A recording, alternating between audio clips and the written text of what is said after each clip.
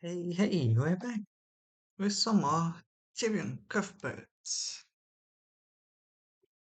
Hello. And yeah, it's showing up. Hey. Okay, so where we last left off, we were about to enter the trial for the first episode. Okay. Saying that I'm gonna lose? No, yeah, that's fine.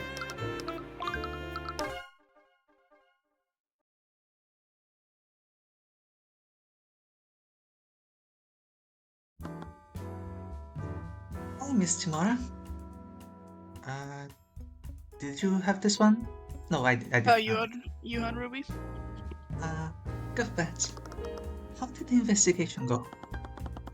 I feel more prepared at the very least. I don't know exactly what happened, but I have a clearer picture of the crime scene.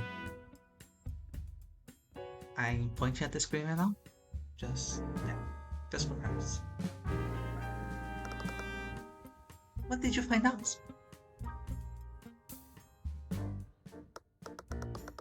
So, there are still no clues directly pointing to another suspect. Have you been able to coax any new details from McCarthy? She's already told me everything she knows. She's not the one who killed Flynn, Miss Timora. I'm sure of that now. You trust people far too easily, Cuthbert. You say that like it's a bad thing. It's going to get you hurt one of these days. People are never as innocent as they appear. Does that include you? What? Commander White had a lot of things to say about you. Should I have listened to them, John? What are you trying to say? I'm saying that I never believed the rumors about you, not for a second. You saved me when I had nothing and taught me how to fight against the nobility. Everyone told me that you were a criminal. I wouldn't I wouldn't be here right now if I listened to them.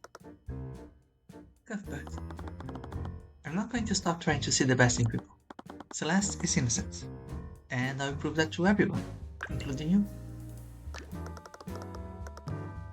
You can really be stubborn sometimes, you know that? I get it from you. That seemed to get a chuckle out of her. I used to consider what the way you do, Cuthbert, but the truth isn't always what you want it to be. I know, I'm not going to let that change me.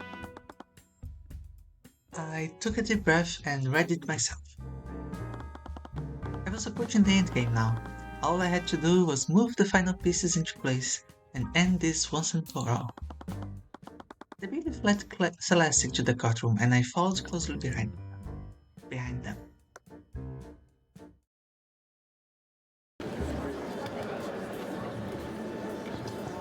Order! It is now resumed for the trial of Celeste McCoy. Let us review the proceedings from yesterday.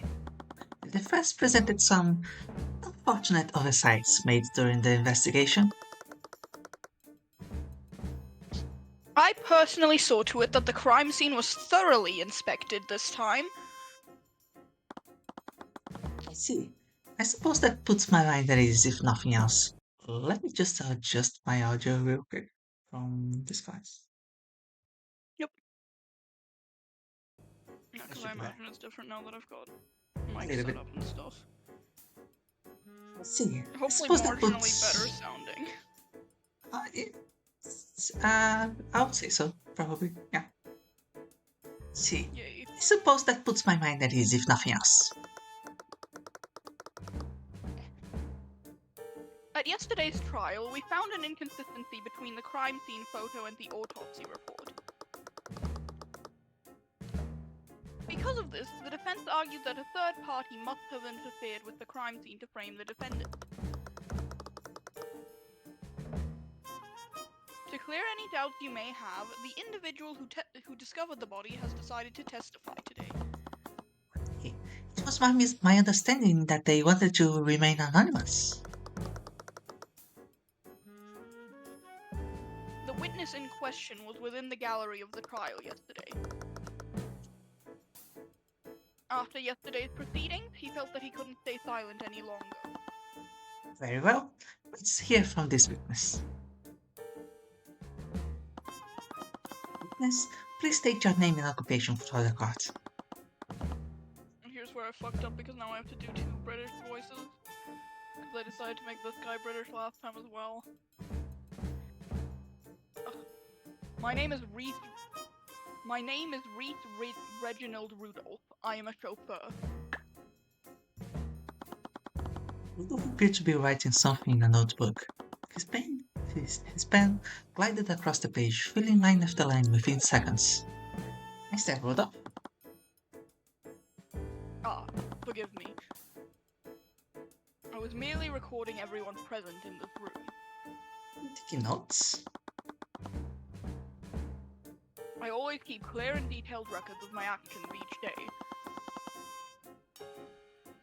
Do you think that's actually true, or is he making this up to seem like a more reliable witness? Um, I think so. I think it's true. He does seem a little bit too obsessed with the details. Yes. Hmm. I found that ordering the present naturally brings order to the future. What? With such detailed records, your testimony about the defendant must be thorough indeed. Actually, I witnessed much more than just the defendant. I saw the crime as it was being committed, and I wrote down everything that I witnessed. Oh, if what you are saying is true, why have you waited until now to testify? We had initially concluded that the evidence alone was decisive enough. We saw no need for Mr. Rudolph to testify. However, that clearly changed after yesterday's trial. There was no way the prosecution wouldn't use eyewitness testimony from the start. There had to be another reason why he didn't take the stand yesterday. Very well. Mr. Rudolph, please testify to the court about what you saw that night.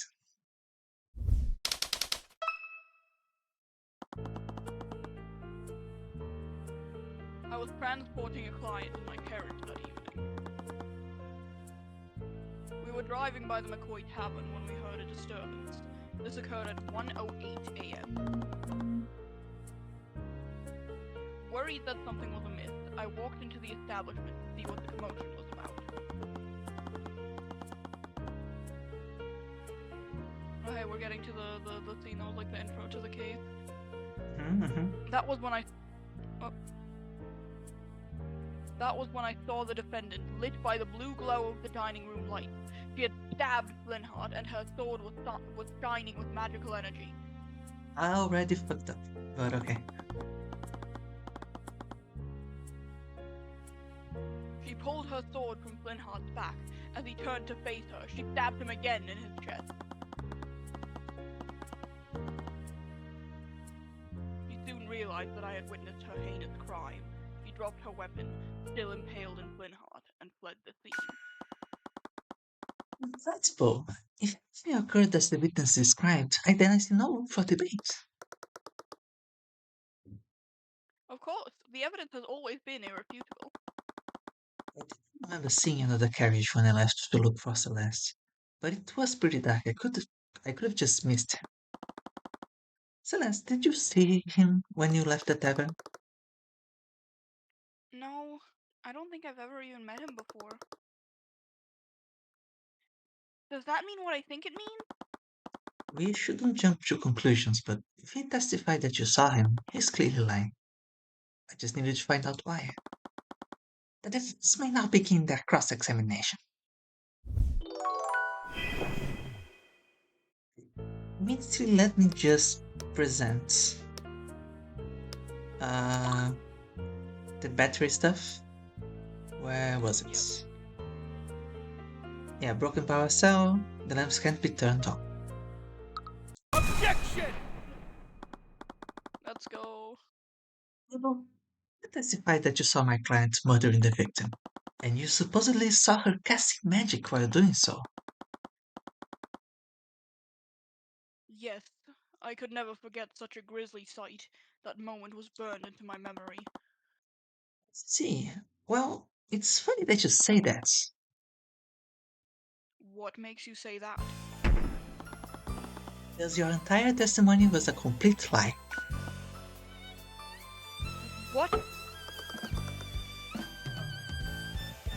accusing the witness of perjury?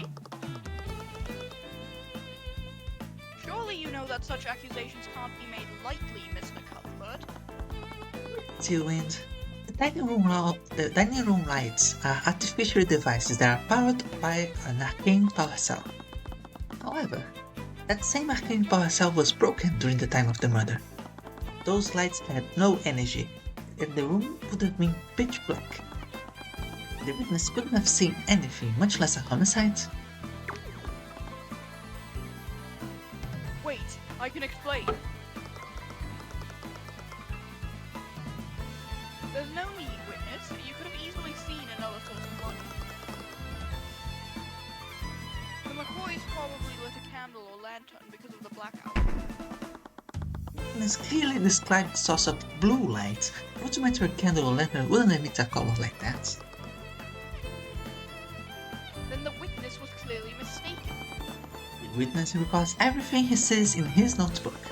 He even remembers the exact time that this encounter occurred. So why would he be incorrect about such a clear and obvious detail? No, the witness saw was some form of magic. Due to the lack of power, it couldn't have been artificial. It must have been an arcane spell. I will say, now that I'm on my headset instead of my phone, I can hear the music much better. Man, this game's soundtrack is good. No, it's yeah, On my phone, I couldn't hear it a lot of the time. It was just like it cut out for a surprising amount of it, but now it's like actually audible. nice. That's it. Or that's it. I With don't actually know the tone. I was mistaken about something. Please allow me to revise my testimony. Mr. Cuthbert, what are your thoughts? If he thinks he saw something different, then it's only fair to hear him out. It didn't matter. No matter what he came up with, I'll tear through each of his lies. He's locked in. Little risky, but sure. I remember now. Yesterday they said that Flintheart was killed using magic, yes? This music is shit. Anyways. Mhm. I must have seen Miss McCoy channeling a magic spell. The spell was called Mage Blade, wasn't it? That's it. The blue glow that I saw was created by Mage Blade. I see. So the blue lights that you saw came from the defendant's magic. Mr. Cuthbert, you may proceed with your cross-examination.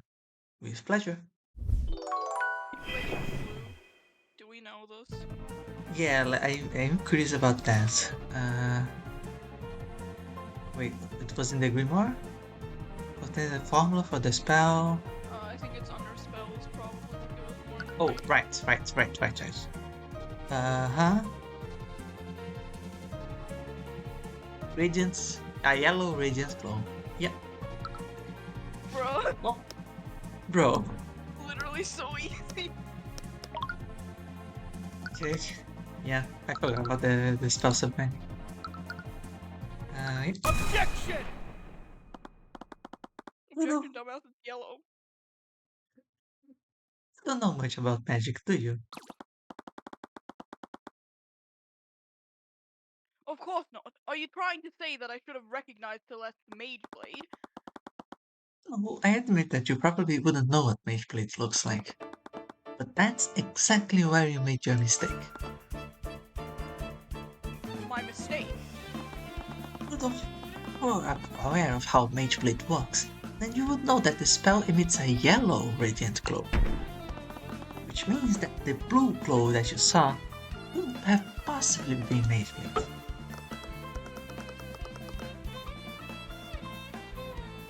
This is ridiculous. What's the significance of seeing a blue glow instead of a yellow glow? Bro. It's extremely significant, prosecutor.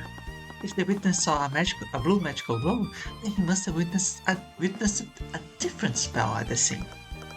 Literally opposite colors, like... Well, almost opposite. Preposterous. You don't have any evidence to support that claim. Yes, that they saw a blue glow. It's as funny that I just. That blue light made a large impression on the victim and the witness. He wrote it down in his notebook. He even mentioned the color in both of his testimonies. I find it hard to believe that he'd be mistaken about something like that. He said colorblind. He has colorblind. I don't even know if So, that's a thing. if you see the courtroom zoom out, the part where the witness is standing, it doesn't. The size of the sprite looks like he couldn't fit the lower half of his body behind the stand. Pay attention next time. It, I'll look it at it. looks a little silly. So, what did you see, Mr. Rodolph? Did you see my client at the scene casting a spell that he couldn't possibly cast? That she couldn't possibly cast? Oh, I mean, generally, Oh, that's my okay. Uh, or did you actually see another mage at the scene? well. Objection!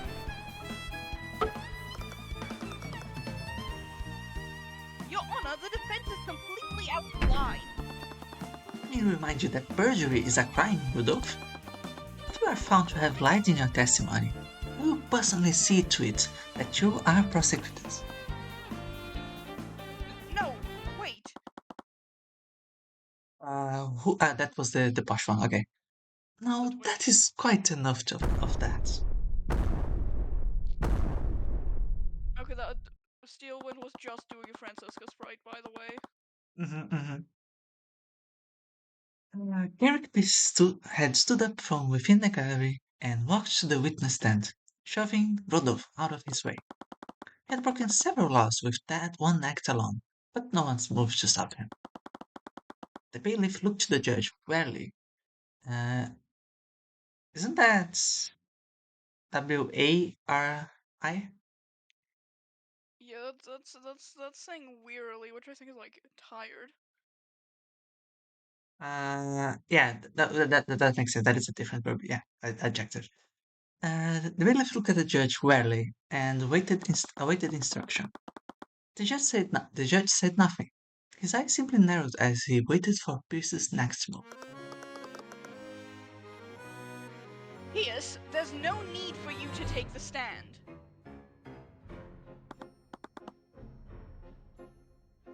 Since I have nothing to hide, I will not stand idly by. I will not stand idly by while your case falls apart. It seemed that for the first time, the prosecutor had lost control of the room. What is the meaning of this, Miss Stewart?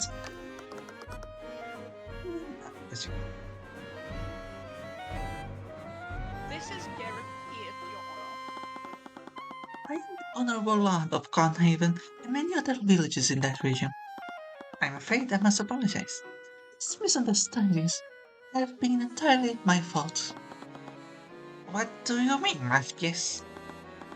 You see, Olaf was not the one who had witnessed the crime at that fateful night.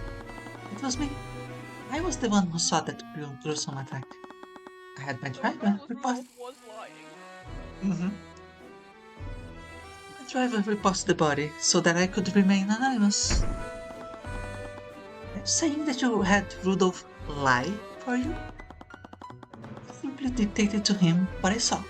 I had him repeat that to law enforcement.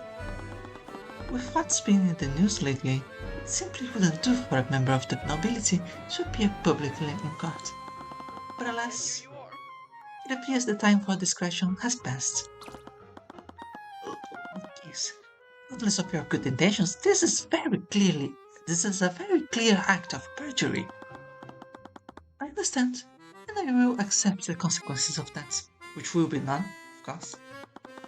Yep. However, I would be remiss if Rudolph's shoddy testimony allowed that girl to escape justice. Please, Your Honor, allow me to testify as to what I saw that night. For you, this is plainly irregular, but I believe the court will benefit from your testimony. However, this misconduct will not be without consequences. Sure. Very well. From the look on the lad's face, it was clear he would only get off with a slap on the wrist. That sentence looked weird. Okay. My mother, I found myself unable to sleep, so I took a leisurely carriage ride around Carnhaven. I happened to be passing by the McCoy Tavern when I heard a loud commotion from within the building. Curious, I stopped my carriage and took a single step inside the establishment. That is when I saw the scene inside. I saw the defendant stabbing that poor man with her sword. Garrick Pierce, he's a member of the nobility. Also means that he's a mage. Does that mean... There is no doubt about it. He's the only other person who could have left those traces of transmutation at the crime scene. He has to be the mage that we're looking for. Crazy that Garrick walked into the court and by doing so immediately exposed himself as the murderer? Like, only to Tyrion and Celeste, but still. Yeah, yeah. Like, you couldn't find another possible suspect who could have done it? Don't worry! Here I am!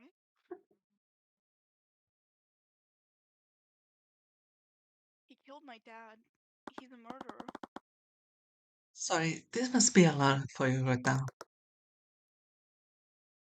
Don't worry about me. Just take him down. I don't see anything right away, so I guess we're going to press.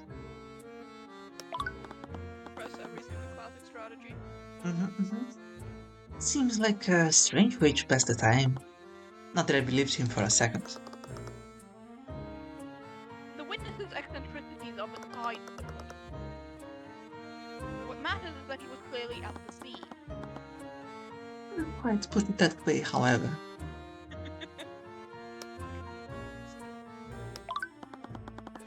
Was this commotion was the argument between my client and the victim? Who would not conclude that, yes. We've gone over this point several times, but their voices were raised loudly during their argument. It's not unreasonable to say that the witness heard them from his carriage.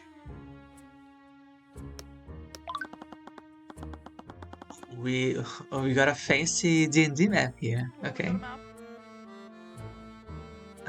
If he was at the tavern entrance, then that would mean he would be where the W token is. You saw the entire scene from the entrance? Interesting choice to have the map stay while the background is moving between characters, but okay. It would be quite dark considering that the lights weren't operational, even if my client was using Mage Blade at the time.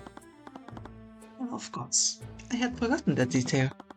Couldn't see what was happening, so I used my magic to illuminate the scene. You used magic at the crime scene? Yes, I remember it clearly. I conjured a blue light to illuminate the scene. That same blue light must have been what my driver saw. He's tripping over his words, I feel. I thought that Rudolph didn't witness the crime at all.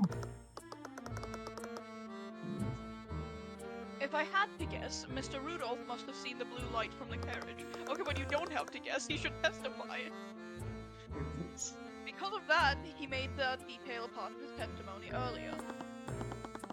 Makes sense. Okay. Rudolph was so sure that he saw a blue light, it would have been strange if he were lying about that. Which spell did you use to illuminate the scene? It was the Conjure Light spell. We did see Okay. The intention looks so...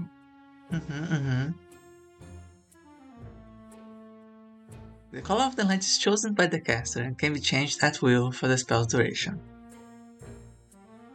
Okay. Your Honor, if the witness used magic at the crime scene, then I'd like for his spell companion to be added to the court record. I see no reason to invade the witness's privacy over a trivial illumination spell. I agree. The defense would need a stronger reason to requisition the witness's spell companion. Right you are, Your Honor. Your wisdom is truly fitting of your station. Oh, ah, okay. Oh, now it's okay. Uh-huh. From there, I clearly saw the crime unfold. Okay, do we have to check the map again? Where is the map? From crime scene photo? No, that is that. Oh, there are two axes over here. I clicked the wrong one. Okay. Here, okay. Yeah, okay. Oh, wait. Right, there was the entrance, so that is 5.55. Let's say 20 to 25 feet. But the mode of light provides illumination up to 15 feet and no further. But and no further in the parentheses. I suppose we can present the map because that contains more of the info related to the contradiction. Rather than the spell, I mean. Objection! Yeah, let's go. Yes. You said that you eliminated the scene from the tavern entrance. Did you take okay, did you oh, excuse me? Did you take a single step inside the building? I remember it fairly clearly. I only stood at the entrance. Then maybe you can help me go over this map of the tavern. If we take a look at this map, that would place you right here, where the W is. Of course, do I need to repeat myself? Well, I find it interesting that you eliminated the crime scene from all the way back there, considering that the conjure light only illuminates an area within 15 feet of the castle. What? This conjure light doesn't behave like a normal light source. It only provides illumination up to 15 feet off the castle. If you had stayed at the entrance, your spell wouldn't have shown you anything. Objection! The spell's range is irrelevant. We've already established that the victim would have been illuminated by mage brain. Witness clearly stated that he couldn't see what was happening. That was why he cast Conjure Light in the first place. What does this mean? What Pierce, did you eliminate the crime scene or not? Well, I can answer that question for you, Your Honor. The witness did illuminate the scene of the crime. He illuminated it because he was standing right where it happened. Mr. Cuthbert, what are you getting at? Your Honor, the defense would like to formally accuse Garrick Pierce of murdering Cleanheart McCoy. Hold on for a moment. This is absurd. I could have easily used a different spell to illuminate the room. But that's And not which what spell? you said. Yeah, exactly. And which spell would that be, Pierce? I, this specific spell escapes me. I'm not sure which one I used now that I think about it. You idiot. Let's go. Oh, maybe we can figure it out together. When you relinquish your spell companion to the card. So, You have to be So like kneeling or serious. something. with this fight looks even more silly than with the chauffeur. He is too fucking big for that witness stand. Okay, hilarious. Steven, say something.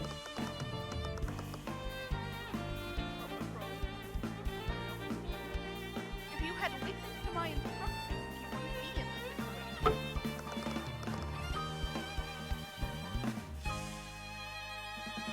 Frozen on my You've made your bed, now lie in it. Let me know if it keeps doing that, then we can restart it. Steven, you treacherous. Order! It's It's still enough. very much frozen. It's frozen Oh, on the okay. one still. Yeah, let me just try to stop sharing and reshare for one.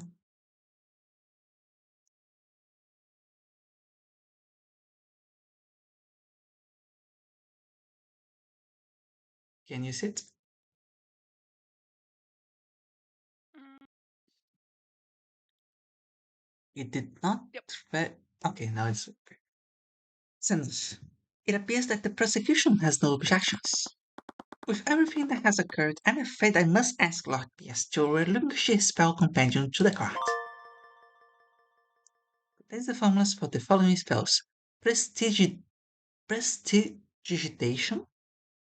Prestidigitation. Okay, yeah. Conjure light, conjure water, frost wave, and shape liquids. Shape liquids. Hmm. Okay, so you conjure water, shape it in the form of a lance, and then freezes it? Maybe? Hmm. He exploded the bottle with shape liquid, I assume. Right. The bottom. Yeah, that makes sense. Yeah, I see that. And then that is why the floor is sticky. It was the thing with the bottom, probably. Yeah, probably. After being frozen or something.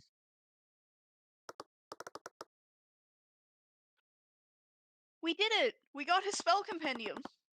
With that, the case was as good as ours. Are you sure about I don't know about all that. so sure about that, but okay. Or was it? Yeah, you still seem pretty far off from solving this. She didn't even try to stop me from taking his spell companion. I thought that I should do that just to spite Pierce. Okay, sorry, no, but haven't we established that Steelwind, like, isn't actually, like, competent prosecutor? Why the fuck would you try to stop you from taking it into evidence regardless? Yeah, I think that he's still treating her like an enemy more than like, yeah. Mm. He's treating her like a Von Karma. Yep. And it's like she's like a clavier Gavin. Yeah. Okay, Like all that really matters is the truth. prestidigitation. Evocation and snap of the fingers. The caster creates a simple and harmless visual effect around their hands. This effect will last for as long as they maintain the concentration of the spell. A simple and harmless visual effect. That seems awfully vague. Also seems really Uh, pointless. yeah, that there must be a reason for this. Check out my spell glowy hands. My hands glow and that's it. Yeah, I wonder what the extent of visual effects, like how much that wording what is doing here.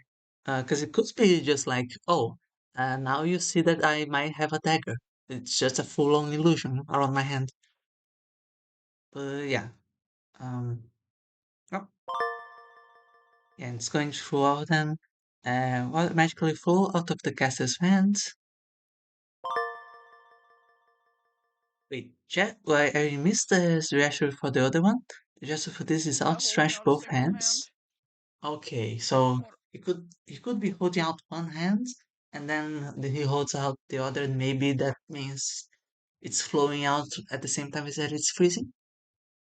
maybe. Something. Uh, yeah.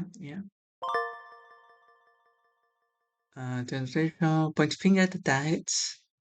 Magically manipulate up to 10 liters of complex shapes. At any time, the caster can choose to freeze the liquid and solidify its current shape. So, okay, we didn't have to bother with Did all that. he did he shape the liquid into the I sword? I don't think he shaped into the sword. I think he shaped it into the shape of like a spike, a lance or Yeah, something probably. When to you to stabbed do him the with the actual water killing. and then yep, and then ran him through with the sword to frame Celeste. Yeah, that seems pretty clear cut, but I'm not sure how we will prove that. So, Mhm. Your Honor, I've looked at the spells in Lockpiece's compendium. Conjure Light is the only spell that he can cast that would shed a light glow. It's clear that his testimony and many of his statements were false. Little That pet. face, that's an Huh. iris sprite, I think. Well, actually, a dahlia sprite, but Kinda. Maybe. That would need to be an off-stream comparison for sure. Silas, Lord Beast could very well be a suspect in the murder of Linhart McCoy. good But sprite I though. I argue, will say I like the art on that one. yeah. For as much as it bears a resemblance to Ace Attorney's fights, it's relatively well done, I would say. Um, Yep. that this presents enough reasonable doubt to acquit the defendants. Mr. Cuthbert, I acknowledge that Lord Peace's actions are quite suspect. However, I will not pass a verdict just yet. There is much more we need to learn. What? That's not how it works. It seems reasonable Since when to are my you mind. the expert, Celeste? Yeah, it seems like a competent judge for us. Um, a judge, which I would say, the greatest attorney has a great judge in general. Interesting. Taking notes, taking notes. We proved that there's reasonable doubt. That should be enough to acquit me, right? In a normal case, maybe, but the situation is different for this trial. The public won't accept an unsolved homicide involving magic. Unless we can unequivocally prove your innocence, the court will keep drawing things out. What? But that's not fair. That's just how our system works.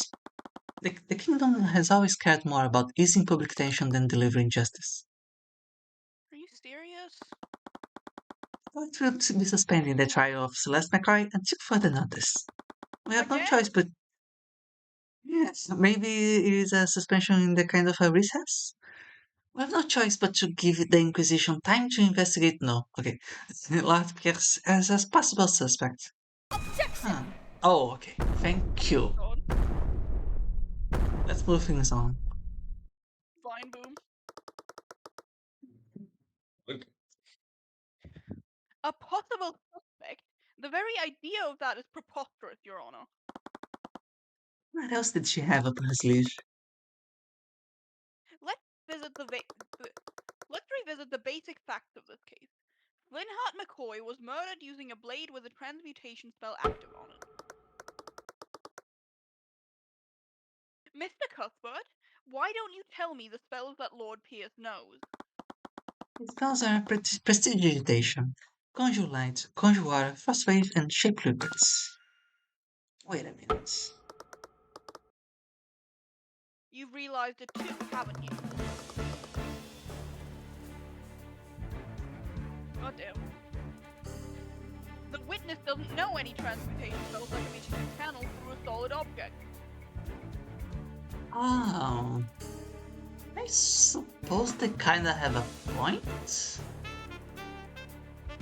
Well, okay, so. Oh. I see now. Okay, I understand. Uh, so I think what's happening here is that they have detected the traces of magic on the sword, which was actually just the remnants of the water that was frozen. Yeah. And that is why we don't see magic throughout the entire sword. That is just the parts that got wet. Steve,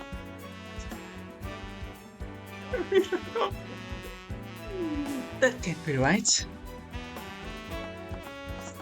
You're right.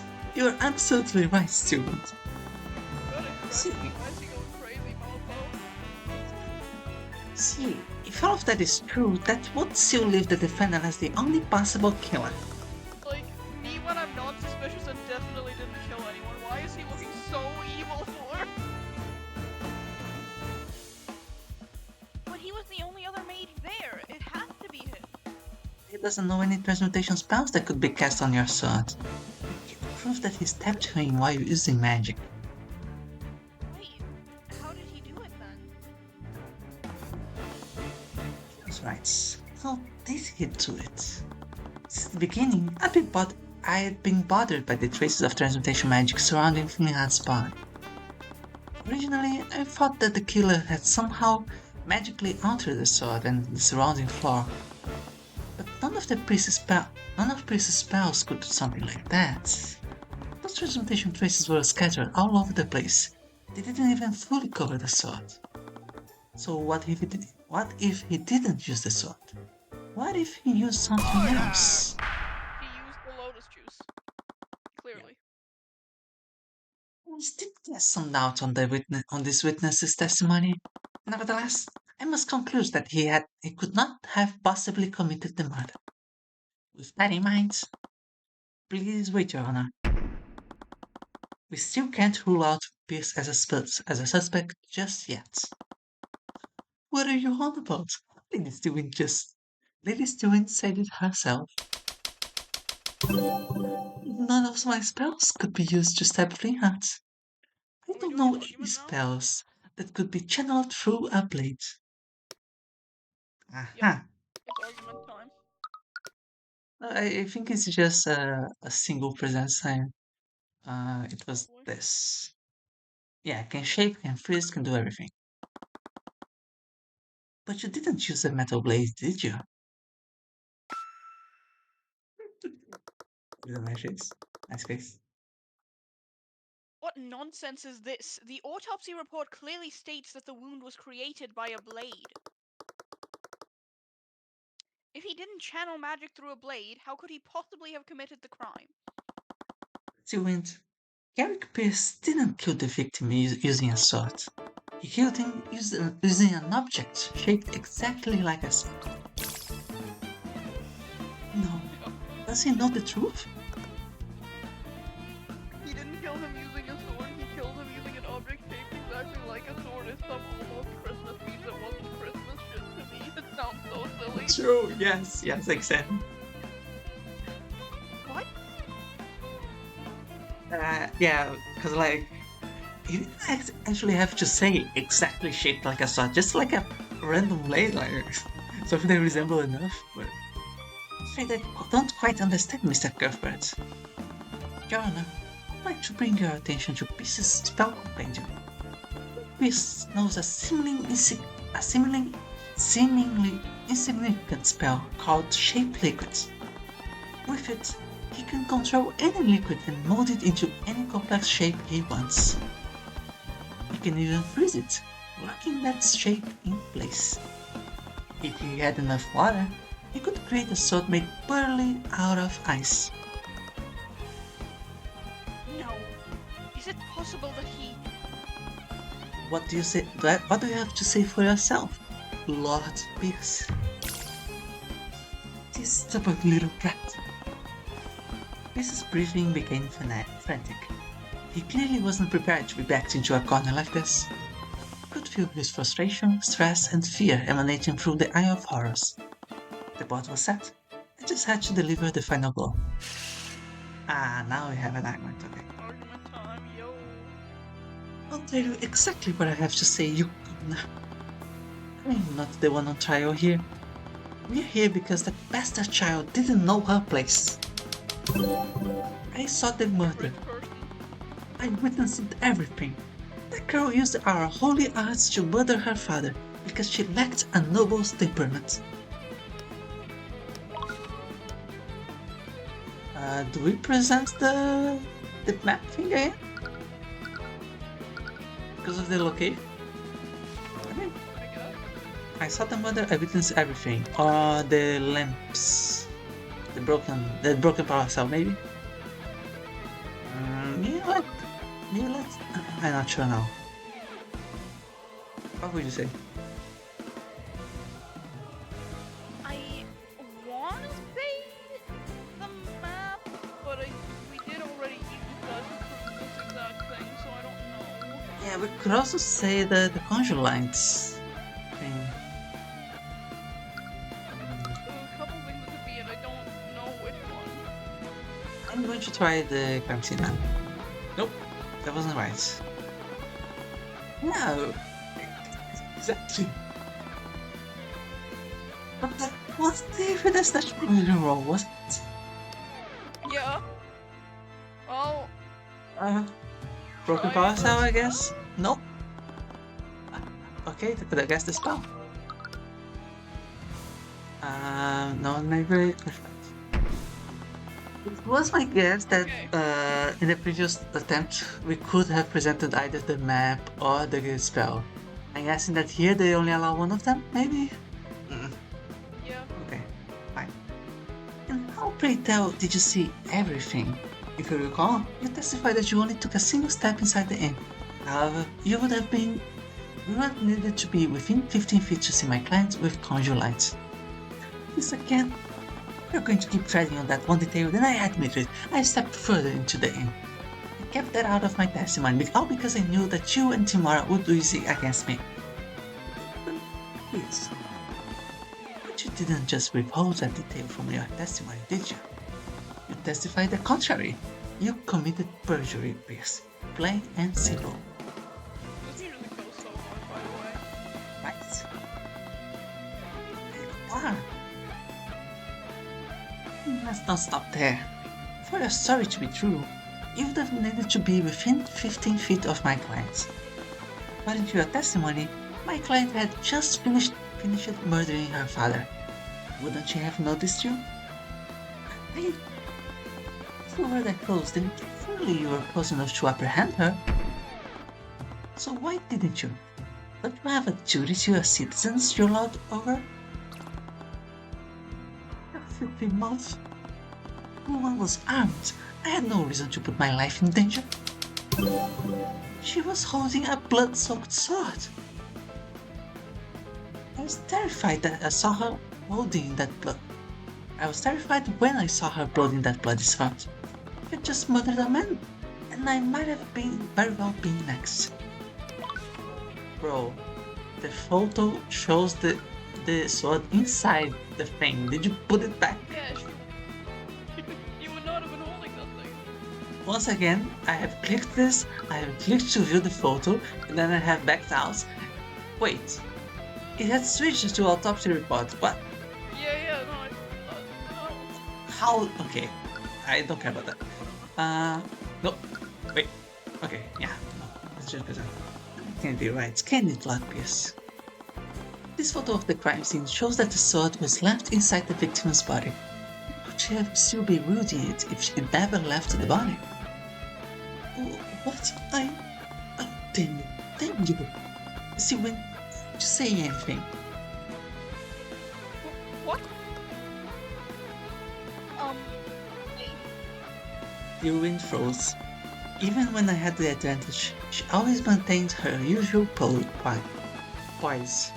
I think is how you pronounce that. Yep. But now she was scrambling for something to say. Nothing came to her. And I think now it's my time to have background of dogs barking. Sorry about that. Please calm down. How can I remain calm when this charlatan is trying to drain me? This is a complete travesty. I came here to reveal the truth and testify against that criminal. And what do I get instead? Slander from some lowly peasant.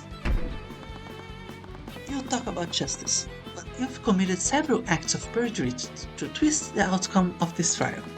You don't care about justice. You're just here to cover up your crime. You filthy little. So, admit it, Pierce. You created a makeshift sword with shape liquid and used it to impale flamehearts.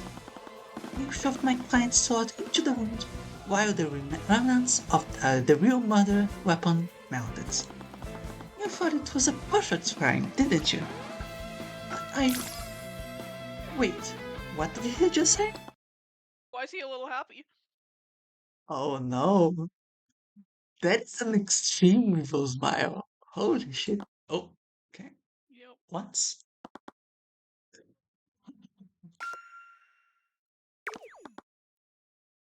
Laughed Pierce? My apologies, Your Honor. It's just that I realized something absolutely hilarious. The defense has put forward an interesting theory, but there is only one problem with it. And what is that? I think you said it yourself. It shows my clan sorted to the wound while the remnants of the real murder weapon melted. But it was a perfect crime, didn't you? Right. Had been that perfect crime. Because its evidence to spot the fury would have evaporated with that melted blades. What? No, he was right. It's insane that he's basically admitting it, but it's just like you, but in the sense that you can't prove it. It's like, yep, you're right. It's a perfect crime because evidence is gone. Get fucked. He was right. Magical traces don't spread through physical contact. They are only detected on the object they are cast on. If you use a blade of water to kill Flintheart, Notice that the little like white thing on the like side, the little line on the side of Tyrion's suit switches which yeah, side it's on between this sprite and the shop sprite. no I way. just noticed that. That's fucked Oh, up.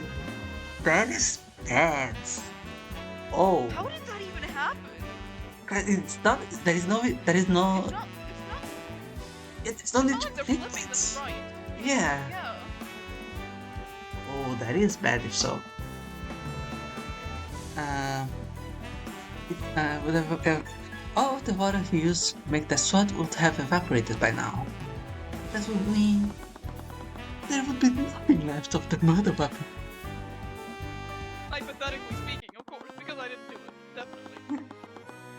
You spent quite the tale here today, but in the end, you don't have a shred of evidence to support it, do you? You have nothing. Bastard. Okay, so Isn't I'm guessing that the line of thinking here is that because it was the liquor or whatever else, it was a juice, right? Lotus juice. It wasn't just water, so there is still remnants of the stuff there, which is what got sticky on the floor and the sword. Yeah. isn't there anything we can do? I became quiet, thinking through each piece of evidence I'd found. They all fit into place except for one piece. One Piece? Why isn't he saying anything? Is it Hmm. really hopeless? Tyrion? That caught me off guard. Well done. Any worry she had disappeared. She probably saw the look on my face. It was familiar to her. I expressed the same quiet certainty I had every time I defeated her. I wasn't sure how, but there was something left of the murder weapon. Otherwise, there wouldn't have been any traces of transportation at the crime scene. What is this? You can glare at me all you want. It won't change the fact that you've lost. I despise people like you. Banger line to start your whole spiel. Pretty sick. You use this kingdom's law to serve your own ends. You trample on the lives of the people you are supposed to be serving and protecting. But as long as I'm standing in this courtroom, I will never let that happen again. Naught can remain concealed. Whoa. Oh shit! What did he say? What the hell was I will. that? I will not. Something concealed, that's all I call it. I will not let it remain concealed. I think is what I said. Okay. What did I just do? I could feel my head being dragged to the ground. It felt like it was about to burst. At the same time, I felt an extreme sense of clarity. It was as if nothing could be concealed from the eye of Horizon. Is it going to go through an entire mental thing like from Dual Destinies? I think. Maybe. Believe that peasant. He pushed me this far. Once again, I saw Priest's spots, but this sensation felt sharper than it usually was. I could feel his mind reacting to mine, as if it were a pond rippling around me as I stepped through it. I wondered, could I reach further in and pull something out I could use? Oh, you activated a new ability called the Eye of Horrors. You can temporarily change your personality so that the opponent can't actually read your mind. Wait, no, that was the opposite, right? The Eye of Horus is what reads your mind, and Yugi was using the pyramid to change. That means okay. You can definitely project items into the witnesses' minds and read their thoughts about it. Um, these thoughts can sometimes reveal new information and grant you insights. Fill the inside page before proceeds.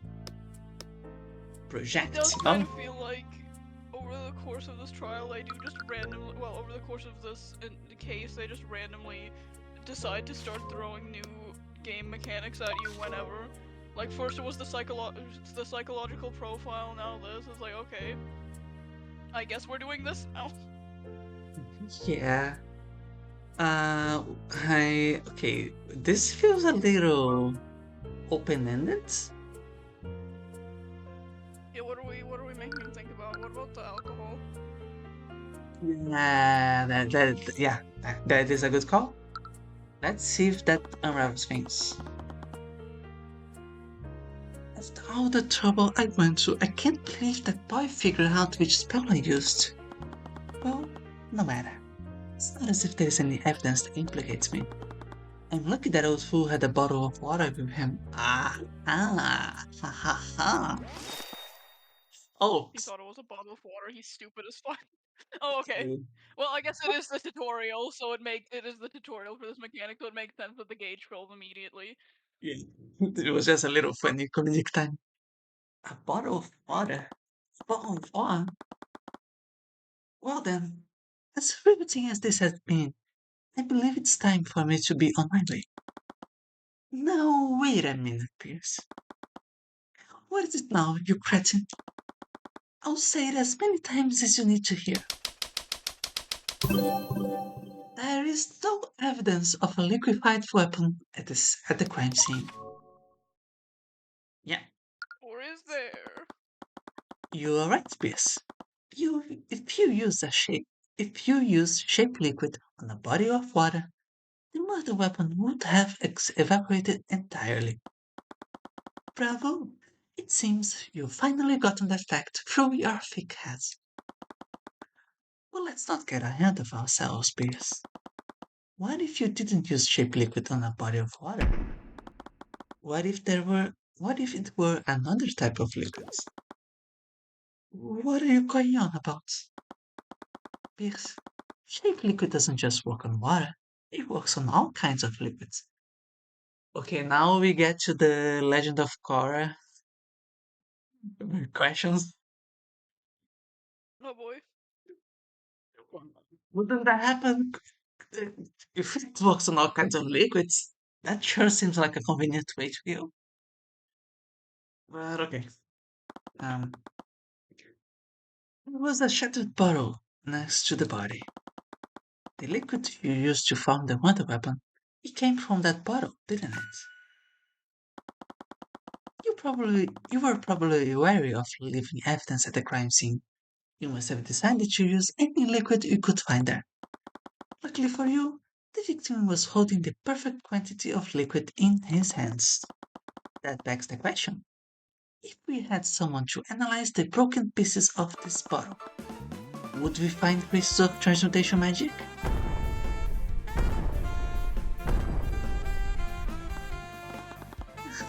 Do you think you can bluff me? We already established that any water I supposedly shaped would have evaporated. Except the liquid contained in this bottle wasn't water. It was tea. Oh, tea. I thought it was alcohol. Didn't they say it was lotus juice? I guess it. The name of the drink is lotus juice, but I guess it's a type of tea. Yeah, sure. Okay, whatever. So, what difference does that make? A blade of ice made out of water would have evaporated entirely.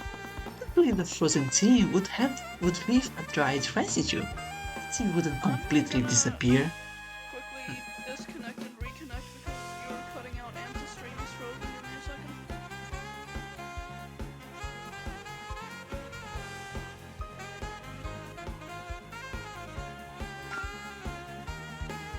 No.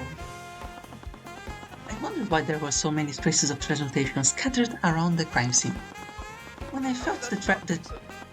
when I felt the texture of the floor, I thought the transmutation spell had caused some sort of chemical reaction with the Cutting wood. out and Hmm. frozen. Okay. Might just have to restart the call. Maybe yeah, let's do that. I Yeah, let's both disconnect. I think is the way here.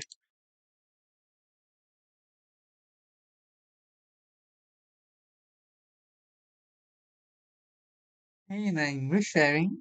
Okay. Hopefully it fixes it. And I thought the Not texture frozen. of the floor. I thought that transmutation spell had caused some of the sort of chemical reaction with the wood. I think I read it anyway. But the real answer was a lot simpler than that. The transmutation spell didn't alter the floor at all. It was just a stain from the spilled tea. I bet if we compare the tea residue on the floor to the residue inside the bottle, we'd find traces of transmutation on them. There's your mother weapon piece. You have nowhere left to Whoa. go. That's checkmate. That is Why does so art much, style change?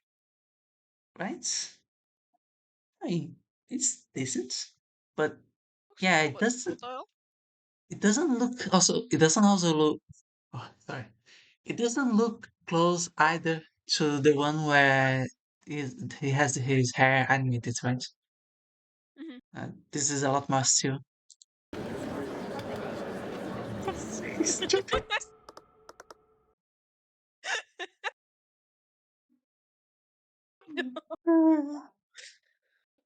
Bailiff, send for Orem. The Inquisition needs to analyze the crime scene at once. We need to confirm the defense's theory. The time window to detect traces of magic is closing. I have the report from the Inquisition.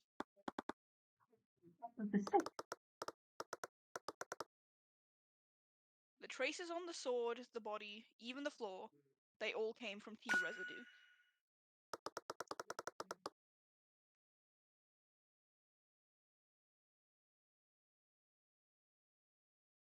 Okay, the stream hates me because it froze again, what the hell? God damn it. Okay. But am I cutting out also? No, you're not cutting out, dude. Like, you're fine. For some reason, just the stream is not working. Um, Oh, uh, it's back. Hold on, it caught up. let's switch It's to still 15 frozen, but it caught FPS. up. That might help. I'm not sure. Maybe. Mm. Messed up. I We didn't think, have any technical difficulties last time. yeah. Um, I think it's your line.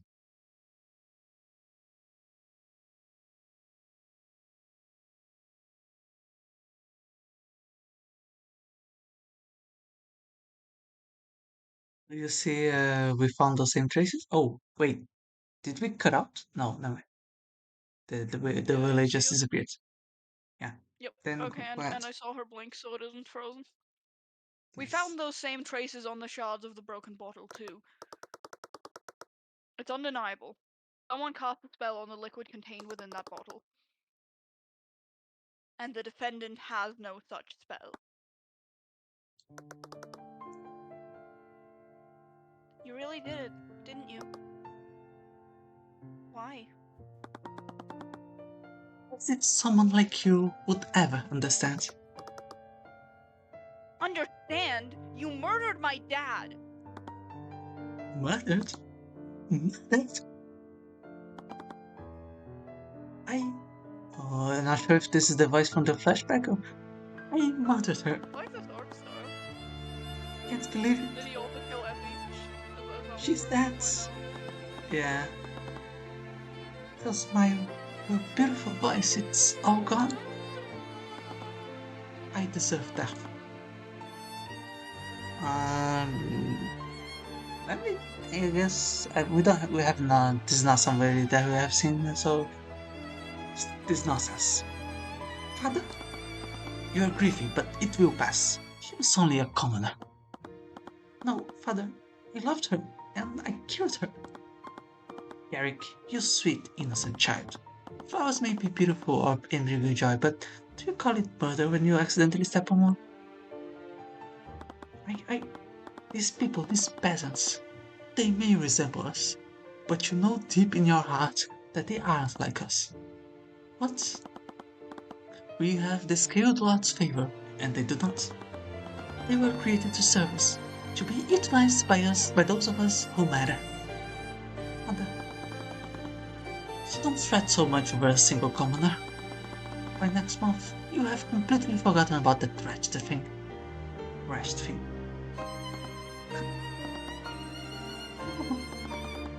I have been so blind. She was a simple flower, nothing but a worthless peasant. Wow, he was easy to manipulate. They're all just peasants. But is it murder to protect my kingdom? Is it murder to pull weeds from before they blight my land? That fool of a man was spreading poison, and I did my duty by removing him. You're a monster. I'm a nobleman. Same difference. A chosen vessel of the scaled glass field. And you are all nothing. Do you honestly think you can indict me? My words carries more power than 100 of yours. Bailiff, escort Pierce to a holding cell. Out. Stew it. Degree murder is punishable by execution, Lord Pierce. I suggest you remain silent, lest you incriminate yourself further. Do you think this serious? You, of all people, must understand the position I was in. My father knows what it takes to maintain order, if not for me. Shut your insidious mouth.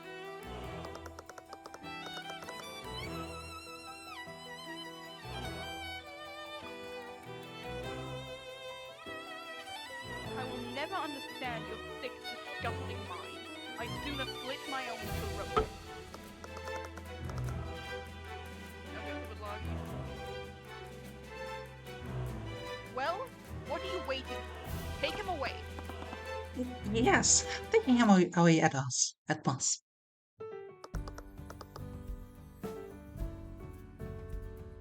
I can't believe it. We actually won. Tyrion, I know, Celeste.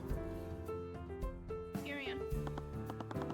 Teary-eyed, she threw her arms around me, embracing me tightly. I just stood there wide-eyed, looking toward the gallery members who were staring at us. I wasn't sure of where to put my hands. That was remarkable. Mr. Mura, I'll be honest, when I realized that the motor weapon had evaporated, I thought the case was over. You did a great job of turning that around. It was just luck. If you'd used water, things would have ended very differently. It had nothing to do with luck, not this time. You were able to deduce which liquid you used, and you did it just by looking at a few shards of broken glass. I knew your deductive skills were good, but that was incredible. It wasn't just deduction though. I did something with the Eye of Horus today, something I'd never done before. I had an amazing ability, but I was starting to realize that I knew next to nothing about it. And neither do we. We just know that it exists, but not even what it is. Like, was he born with it, or if I wanted to use it effectively, I needed to learn more.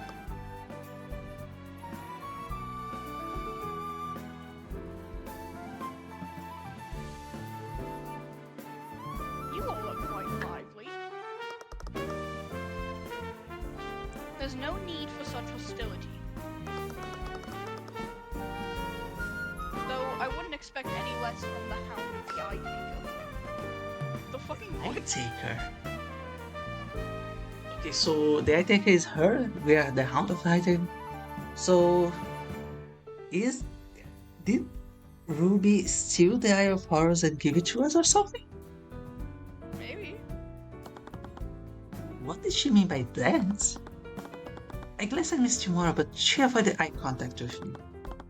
Careful, might take your eyes. Subtle, but her posture stiffened, and her brow clenched ever so slightly. don't think eyebrows clench Yeah, properly. I don't think they that's how you usually furrow. describe that. Yeah. I was going to comment on that. Yeah, okay. I couldn't see any thoughts through the Eye of Horus. I must admit, I was hoping to test my mind against yours directly. However, your protege proved to be a worthy adversary.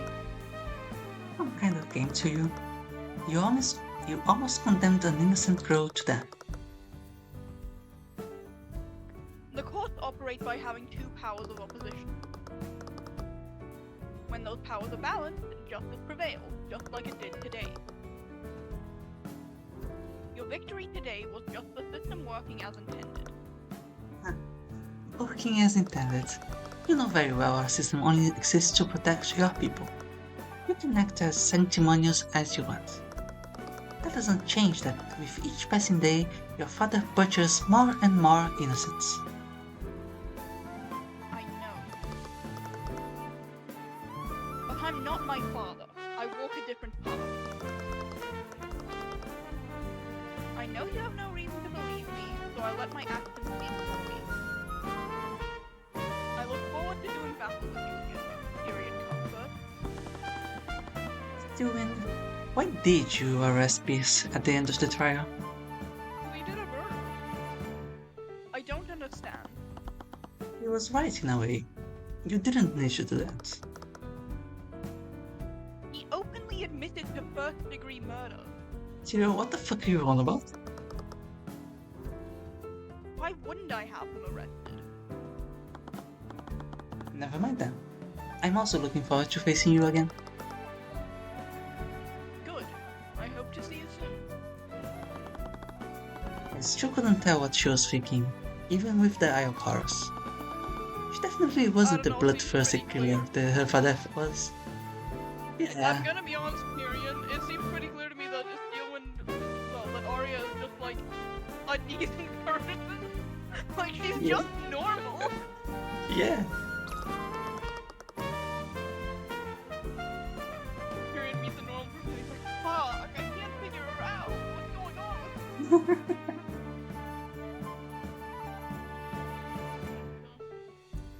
Reopen the stream. It lagged again.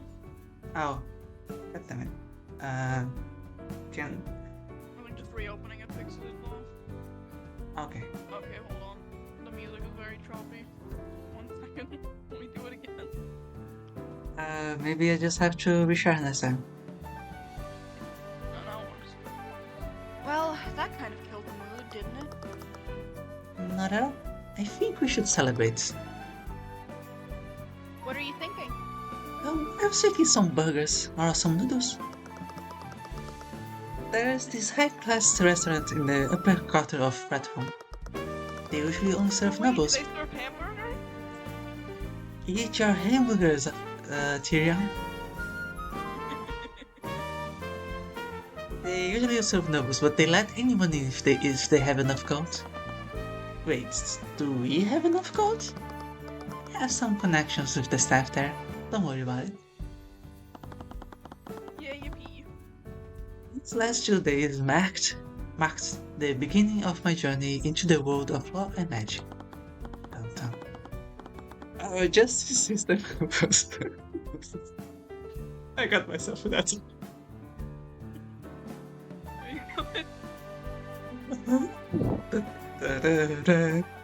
Our justice system was broken, rotten from the inside. But I had a voice now. I would never stop fighting. With my skills and the Eye of Horus, I knew nothing could stop me. Or at least that's what I thought.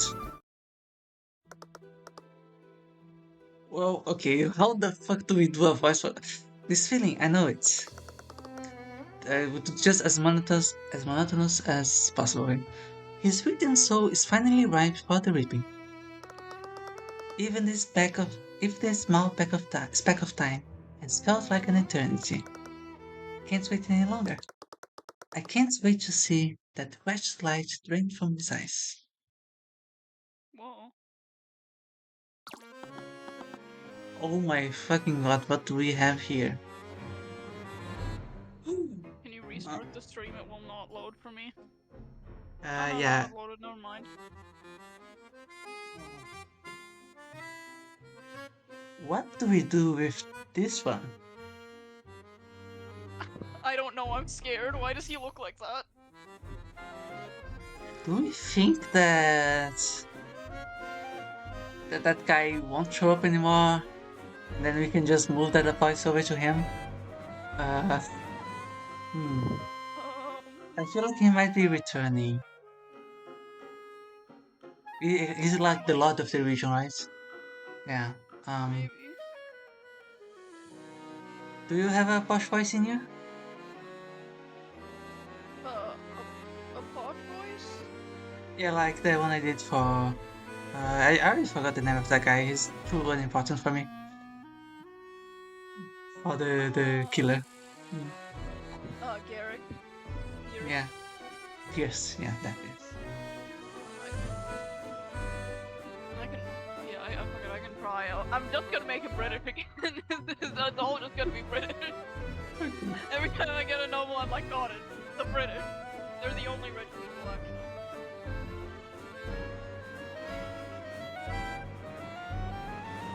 William, please, I implore you. I know you're excited, but don't you think we are moving far too quickly? Lloyd Oh, von he's so much more normal now. What the fuck? The head of House von Sanctus and the Duke of Commerce. His noble house is one of the four pillar families. Of course, it fucking is. His family is responsible for managing trade and commerce throughout Rivengard. So now I'm thinking that this story is going to be like a kind of Scott Pilgrim. You can fix this justice system, Tyrion, but you have to get through our four evil pillar families. Uh, okay. Oh my fucking god. Okay. Nonsense. Everything has been going according to plan. The head of House Frege and Duke of Finance are also another one of the four pillars. Exploration and exchange of resources. Every baking house. Okay. The money guy. Is just white for me now. I should have never like clicked off the stream for even a second. What the hell? Let me reshare it myself. Or maybe just focusing back on Discord helps? Hopefully, maybe. No? Never mind. Let me stop and restream. Maybe I should go back on my phone because maybe it'll fix the technical difficulties because we were not having these problems when I was on my phone. But I like hearing the music is the thing. So No, the music is worth it, I think. Sorry, I was out stepped. Now you should see it. Light Van Sanctus shifted nervously, with his rat-like posture practically shuddering. I see rat-like. Hmm. William Frege, on the other hand, only seemed bothered by Lloyd's incessant chittering. They both held the status of Duke, but only William wore it, rather than the other way around. Wait. Okay, I have nice. advocated for the Arcturians more than anyone else, but I haven't had enough time to look into them. The Arcturians are an efficient yet simple folk. The only thing they care about is filling their coffers, and I'm quite proficient in that language. And what of the Grand General? Who do you think pays for all of his soldiers? He may be able to get to the ground portal, but his extended family is something else entirely. You threaten them like this, they will respond in kind. I do have to just do a completely different voice for this sprite because it's like not the same guy between the two sprites. It's like what the fuck? Yeah, His fair energy enough. is so different. Loyalty can be bought, the same as any other commodity. Every house has a weak link. It's only a matter of time before I find his. William. Enough. This meeting is an opportunity for us to finally pull the Minister of Justice to our side. Oh, okay. Clearly, the people who are not important to the story whatsoever behind. Yep. Also, this guy has a fucking nose for days. Okay. Yeah. Why do only these two guys have like actual proper noses and everyone else has an anime nose? Yeah, that is true. The Like even only two people in this setting who can actually breathe. like this guy with the white hair has kind of a real nose, but it's still more anime than either of Oh them. yeah, no, that guy has a nose. But like among the characters that are actually relevant, I think these two guys are the Yeah, like among the characters that get proper faces. These two guys I think are the only ones who actually have noses. Flynnhart yeah. may have had one, I don't remember. We will not squander it. We will take Wevengat from Roshio today. Grow a spine while you're at it. While you're at it. You're a duke for crying out loud. Lloyd just exhaled deeply as he followed William to the meeting room. So they're gonna get exploded to death by Lucio Steelwind? Oh my god, Whoa, so many yep, characters! so many characters. About okay, three of them have faces, so they're relevant. Why is the Pope here? Also, two of them have noses. My guess is that the right one is the Minister of Justice, and the left one is maybe his wife, maybe his daughter. I do like this No, guy's wait. massive fucking shoulder pads. Yeah, absolutely. It's almost like the Dragon Ball guy. I don't know names, but if you say a name, I will probably agree. Yes. Also, I did forget the most important, like, character who actually has a face, that has a nose. Obviously, the judge has a nose. Because Absolutely. that's just a real human man. So Okay, is okay. this fucking Pope-looking guy, by the way. That's also just a real human man. And, like, he and the girl next to him do not look like they It- belong in the same shot. Like, yeah, not even the guy on the right. Yeah, he's yeah, just no, completely out of place. Yeah. what the fuck is he doing here? Uh, oh, they have arrived. Oh, I like of course, you're another one of the populace. The most powerful of them has managed the judicial and legislative branches. Uh-huh. being introduced to like all the four pillar families right now. Yeah. See? You had nothing to worry about, Your Grace. Remus Vigile. Okay. Remus. Uh, what was the... Uh, was it Remulus? The two children of the Sark? Remus and I Remulus? have no idea. Yeah, there were the two children who are in the floating down the river in a basket as babies, and then I Yeah, I believe know. they get taken out with by wolves and raised by them. I Sadly, I just remember that story because I remember the connection with Remus Lupin from Harry Potter. Well, yeah, it's sad but true. yeah. But okay. I do not remember. I'll just say that if we see a character named Remulus, that is probably why. Because they are a pair. Okay. It seemed that the Minister of Justice and the High Speaker had already arrived. Okay, but what respect is this from? Just detached. Okay. Um, The nobles that we were the two nobles. I don't fucking know. Like, maybe, yeah. Coraline Sibyl and Fion Archius were the most powerful people in this room, in theory. They represented the justice system and the church respectfully, but both of their heads were always in their clouds. Their dispositions made them more akin to cattle that could be distracted and coaxed with shiny trinkets. I do like Coral- the big fucking orb. Yeah, that is. Okay, sorry. I just looked at the sprites more carefully, and now I absolutely cannot unsee how her fourth finger is like almost perfectly centered, touching the orb. And you can tell exactly where I'm going with that because I can just imagine that orb spinning like a basketball on her finger.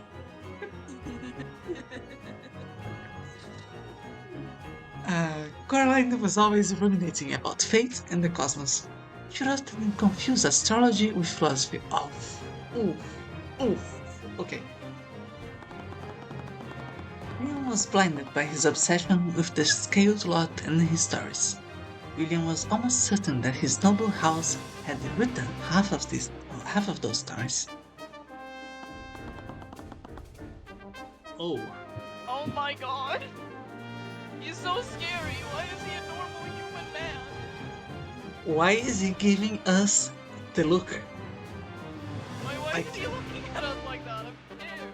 he's just Oh, he's just really giving us the patented disco illusion the look.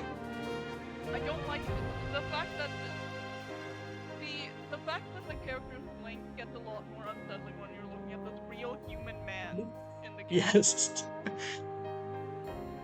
Uh, I think you might have to get this one. Um, Ah, I was worried something had befallen your convoy.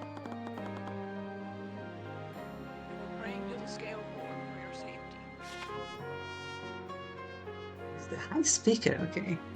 The devout leader of the Church of Bahamut. Okay. I don't think I've met anyone who reveres the scaled lot as much as he does. Oh, For so that is the anyone, he scaled doesn't lot. actually look of the sad mold. True. He's He's just old looking. enough. Yeah. Suppose he looks old enough. Like, that does the job, especially for game standards. Oh, this guy. Holy shit, this I guy love has this guy's aura. design. He looks fucking crazy. This is like these sideburns that are shaped like teeth. The really pointy goatee, the stupidly massive shoulder pads. Oh, hold on. We need to talk about the design. So, do you see that the sideburns are slightly like they're pretty much white? They're a different color than the rest of his hair. But then my attention is brought to the massive fluff that is around his shoulders, above his chest. I was assuming, as one does logically, that that was just part of the costume. But the color of the sideburns makes me question that a little bit. I'm Um, going to assume it's a fur collar until proven otherwise, but like it could be his hair or something. yeah, I'm just because it would be absurd, but yeah, just raises a few questions for me. Also, I noticed the pattern of scales on his, yeah, rather relevant for the scale part. Oh, wait, did we? I gave this guy voice right. Well, they talked about him. I remember seeing this thing, but I'm not sure if it was just uh I don't actually might know have this been, one. yeah.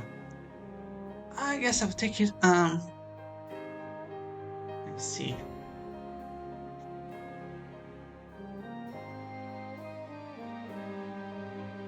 You two are late, and that was royal advisor. Oh, of course, he's a chancellor. Oh, mysterious Completely, age. yeah, Ages yeah. question mark question mark question mark. Oh, he's the royal advisor of the to the king of Whitehanger. I wonder why I've never heard of him before. I'm sure Uh-huh. that's fine. Yeah, I'm sure he's completely completely good character. Yeah, lawful good.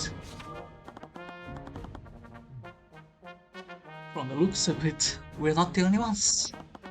Could the Grand General not be asked to show up?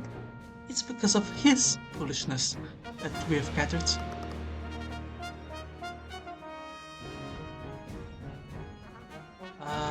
Oh, did I do that? Okay, yeah.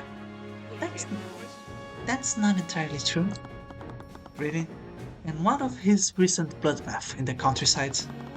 Word on the grapevine says that his men tossed a clergyman from the top of a bell tower. The man is These so two are just also bloodthirsty. not in the same art style at all. Yeah. I wonder if some of these were part of like I know that they redid stuff for the anniversary. I'm wondering if some sprites were remade and some weren't, something like that. Mm. The man is so Might just be it might bloodthirsty. just be anime character dimorphism. Could be, yeah. Oh, you're right. I don't think we've seen a woman. The, Right. yeah, I think all the women have had very normal anime girl faces so far. Only the men get to have unique features. yeah, yeah. They have unique features on their hair instead. Yeah. Yep. We should check his pantry for the children, his Laura. William! We have assembled here to discuss the lack of unity between the four pillars. Unity? Spare me. House Frigga, House Von Sanctus, I always want to say Van, but yeah, Von Sanctus, and House Sibyl are closer than they've ever been. The Stewins are the one that are not. German and not Dutch. I Yeah. guess. So I think Van is Dutch. I don't know. Vaughn is. German, right? Oh, Yeah. Vaughn, I guess. But Yeah. Unity requires trust, and he has done nothing but spill the blood of the people we've trusted him to protect. His recent actions have been excessive. No one here is disputing that. My dear Duchess, his excess has merchants refusing to move caravans through the countryside. The commoners are crying for justice and turning to insurrection, something that the Grand General is supposed to be putting a stop to. The other nations whisper about us like we are a barbarian state dressed in fancy robes. trade has slowed as the scale lore teaches that prosperity is a covenant between every man and women. Ruined carries the burden of protecting Wifengard's brothers. As mishandled as the situations have been, he's not massacring these villages for his own amusement. His voice is in danger of shifting to the judges, but should be fine. Could have fooled me. A leader wins respect and loyalty. He doesn't hold his people hostage. Mark my words. If this bloodshed continues, the commoners will revolt. These recent insurrections are just the start, and this will only continue if we allow Lucius Dara to take the throne.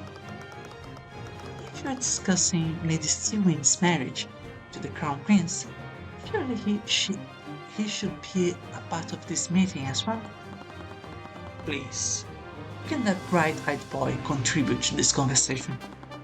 The only thing he's good for is holding fundraisers and cutting red ribbons. William, he is the heir to the throne. Come now, the true rulers of Wivengard are all assembled in this room. I'll admit, the House of Lords has received more petitions against Lucio than any other general in Wivengard's history. The church has also been unable to collect as many tithes as before. Even the most faithful are asking whether the Scaled Lord would support such cruelty. Their faith is faltering. This cannot be allowed to continue. Oh, okay, those are horses, okay. They seem a little bit noisy. So I wasn't sure what it was at the beginning. Yeah. Oh, look who finally decided to show up. Oh shit. Oh my god! Oh! Okay, They are not taken, horses, they are marching it's a bunch of soldiers. farmers playing. You're voicing like for the other dark side of the video. know I'm late. I was caught. Inexplicably not rendered. Hold on, wait, I need some rendered too. His daughter is literally I gotta keep the action. Oh,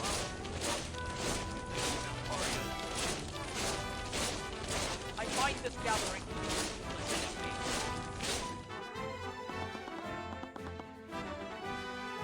How dare you, Grand General? Have you no sense of respect? What use would respect be to the one who can't command it? Will you demand my respect, Master of Abjuration? Also, note how overkill his design is that he has a scar on one eye and an eye patch on the other. It's not even the scar on the eye patch eye. No, what the fuck? Both his eyes are fucked. Ah, what the fuck? And they are red too. Okay. This guy might be a lizard. I think you read this one, right? 66, okay. Evocation. Well,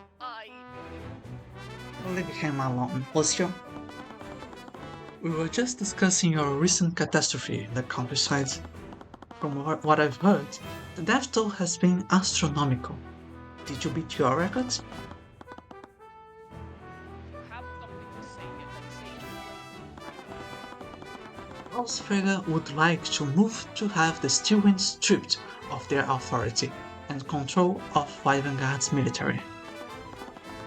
Lloyd, Caroline, and the Church agree with me on this matter. Is that so? I mean, we of Houseborn Sanctus stand with House Frege on this matter. Sorry, Lucio, but it's difficult to argue against what the reports have been saying. I will bring this matter to the House of Lords. We will hold a vote. Then the House of Lords should know what. Then the House of Lords should know about what my agents have discovered. The Eastern Kingdom joins the Union. What? Only this can't be true. It is. I'm sure the Ordo Australis will be announcing it publicly. Let me actually turn you back up a little bit. You should be better.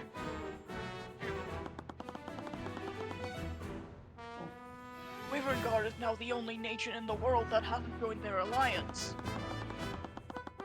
Correct. The only thing acting as a deterrent to our enemies is the high evocation magic of House Steelwind. Do you think the House of Lords will be willing to oust the most powerful war mages from our rank? Lucio. Now, if you're done gnashing your teeth, William, I have to meet with the rest of my house. We'll need to prepare in case the Luminites become bold enough to bring war to the western border. Lucio, wait. Amiral, since when do... Oh, okay. Since when were Jesus those Christ, Orientals okay. so friendly with the Ordo Australis? In case you can't forgot, believe they're the- rich white people, I guess. Yeah. I can't believe the Luminites would suffer the company of those mud-eating savages. Actually, their culture is very rich. Okay, suddenly based? What? Both Von Sanctus? I, for one, quite enjoy many of their... Shut up, Lloyd. We need to expedite our plans. What? Get the Arcarians on the line. I will have words with them. You have business with Arcarians? We are brokering a trade deal. I'm sure the House of Lords will be seeing it soon.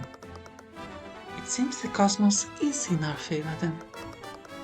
They are the only ally we have left.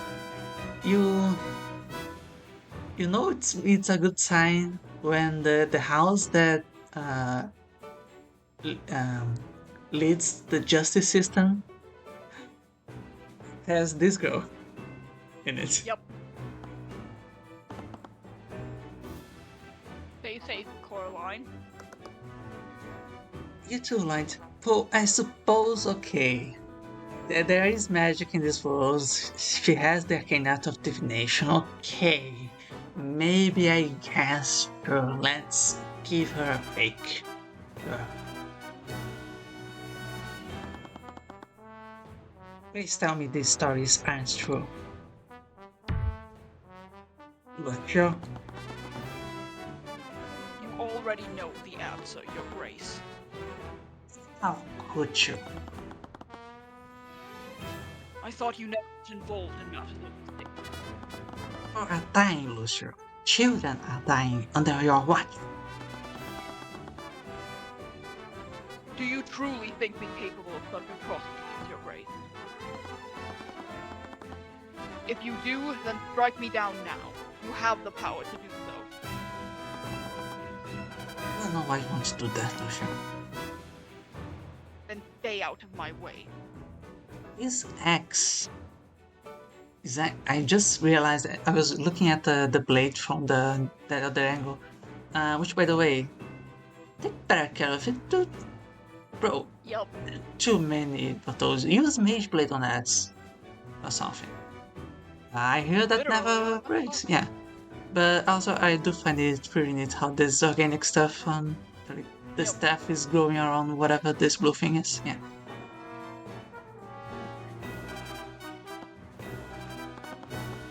What's become of all of you?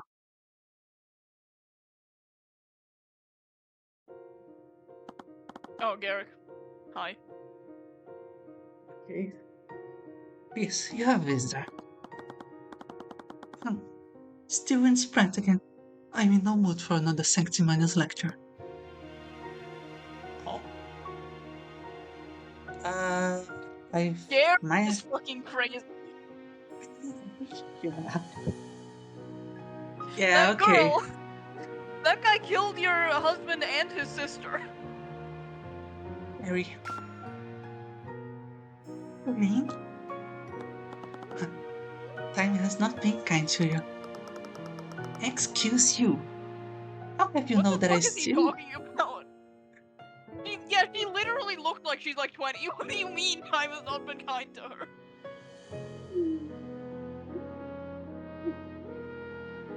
Yeah, absolutely.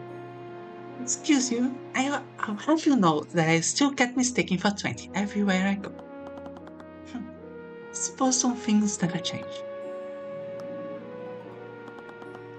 Let's get on with it then. What? Come on, yell at me, cuss at me. I doubt anyone would lift a finger if you opened this cell and beat me half to death.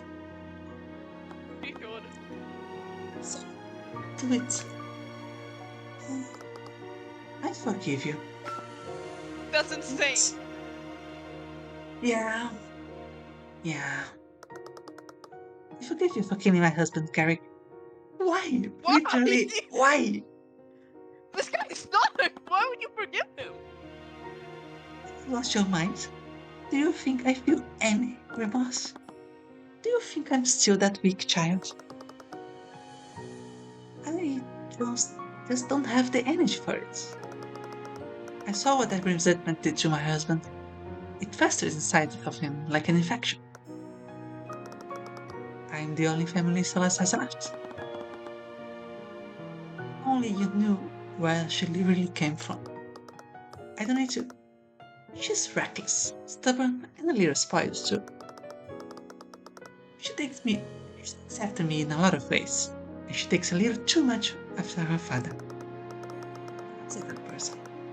She's the kindest person I've ever known, and I'm proud to call her my daughter. And you're a fool. Gary, Finhats didn't blame you for what happened to Effie. That's all we ever did was blame him. He didn't blame you until He didn't blame you until you shut yourself away in your manner. We were all in so much pain over what happened and you abandoned us. And you expect me to apologize for that.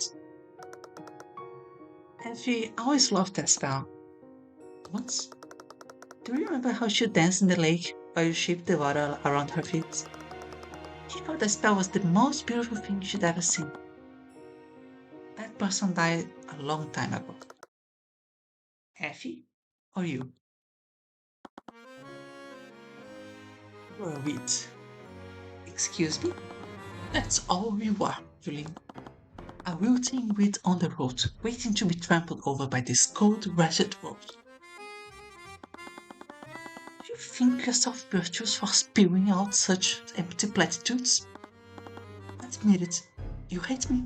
You despise me. If you could stomach it, you'd climb into this cell and plunge a blade into my chest, just like I did to your husband.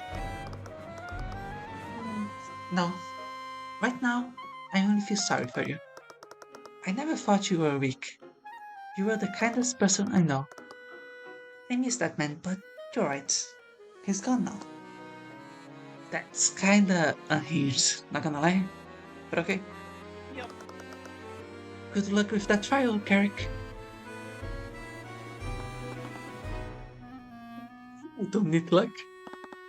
With my connections, I'll be out of this cell by a week's end. Dot, dot, dot.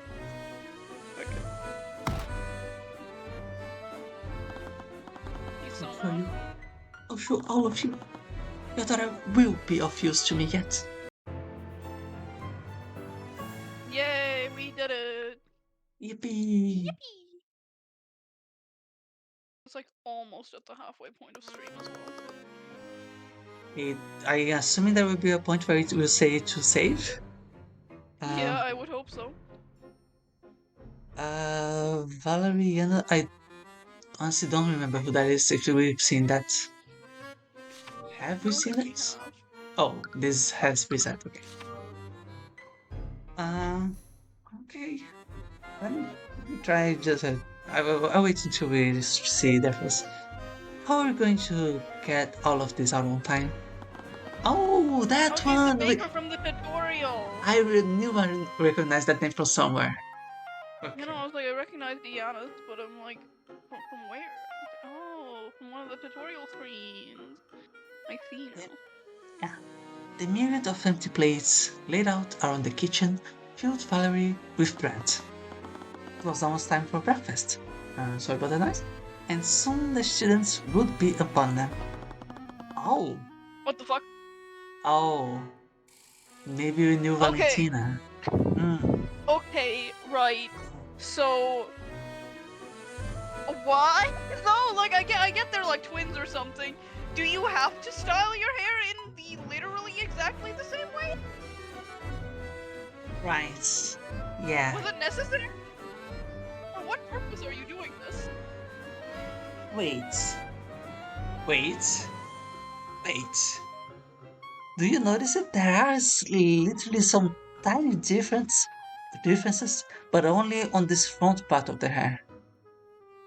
I think it's probably just that it's lit differently because of the angle, though. I don't think so. Do you see here on this left one? It's still, I know it's still illumination, but like there's like a left shadow here, and over here there's nothing. I Uh, don't know. okay, weird. Um, okay, they both have this light shaped like a V. That is a way to remember, I guess. Uh, okay, I'm not sure if I will remember to distinguish between them later if it matters. But I don't know if we're even supposed to. Like, it'll depend on how the lighting on the hair is done at different angles. we're jumping So between I don't. multiple stations. But even then, each movement she made was quick and purposeful. The kitchen was a machine. Valentina just had to turn each gear single-handedly. But in her hands, it ran like clockwork. Most of the time. You can't have Val as an. Okay, I suppose you You can have can't the be. same nick. I suppose you can have the Even. same nickname for each other. I'm sure it's probably going to bite us in the ass later when it turns out they've swapped places or something. But do you want to each like take the voice for one of them?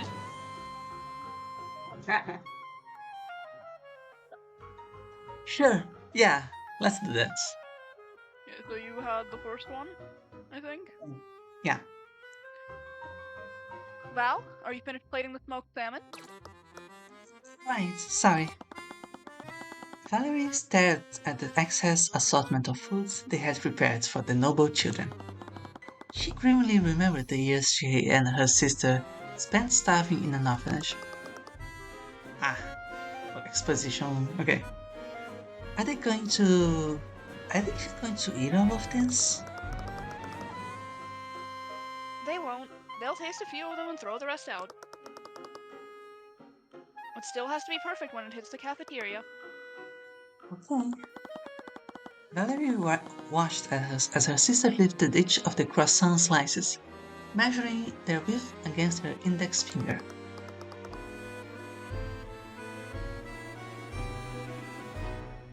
The slices are too thick. It's going to overpower the salmon. Does it really matter? I thought they really liked your croissants. Trust me, if the ratio's off, they will make sure we know. Some of these kids would have us executed for bad plating if they could. Before Valerie could respond, one of the kitchen timers went off. Valentina quickly rushed to the stove and began melting butter in a pot. About that, one of House Prager's attendants came by earlier. Valentina barely glanced away from the pot as she poured. I have trouble with that one. As she poured a bowl of eggs into it and began beating them. Her face tightened at the mention of Lady Fragga. Her whisk moved slightly more violently. What does Miriam want now? She is asking for roasted peacock. For breakfast? She also wants honey lacquered brioche bread topped with Aquarian whipped cream and Ixian strawberries. And it gets even better! Just grabbing the normal stuff from the pantry when you can. You know that spoiled brat can't tell the difference. Here, store these eggs for me. Valentina handed her sister the pot of scrambled eggs. Valerie's shoulders tensed. She was great with a knife, but her forays with the stove never did well. She just asked you to mix them. What? But... Oh. Oh, right. She's steering over the... Okay, yeah, sure. The stove's on low heat. Just keep stirring. Okay. Valentina's mind was already on the next step. She entered the freezer and dragged out the butchered peacock. Luckily, they had just received the meat shipment that morning. It hadn't fully frozen yet. She quickly tossed it onto the counter and began weaving cooking twine around its legs.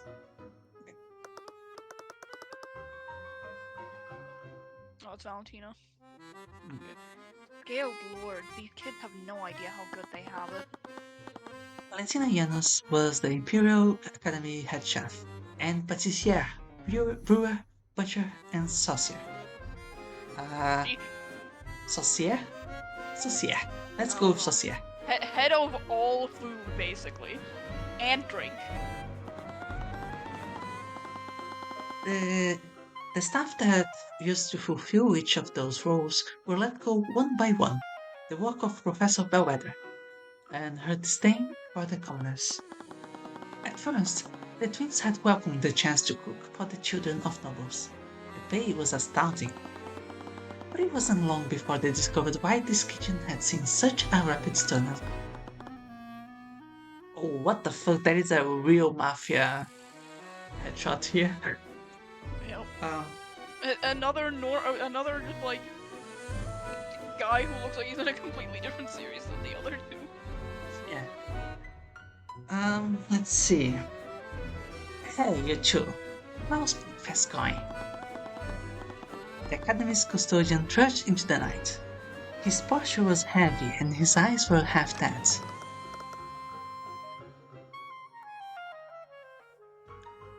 Same as usual, Jan. How about you? Same as usual.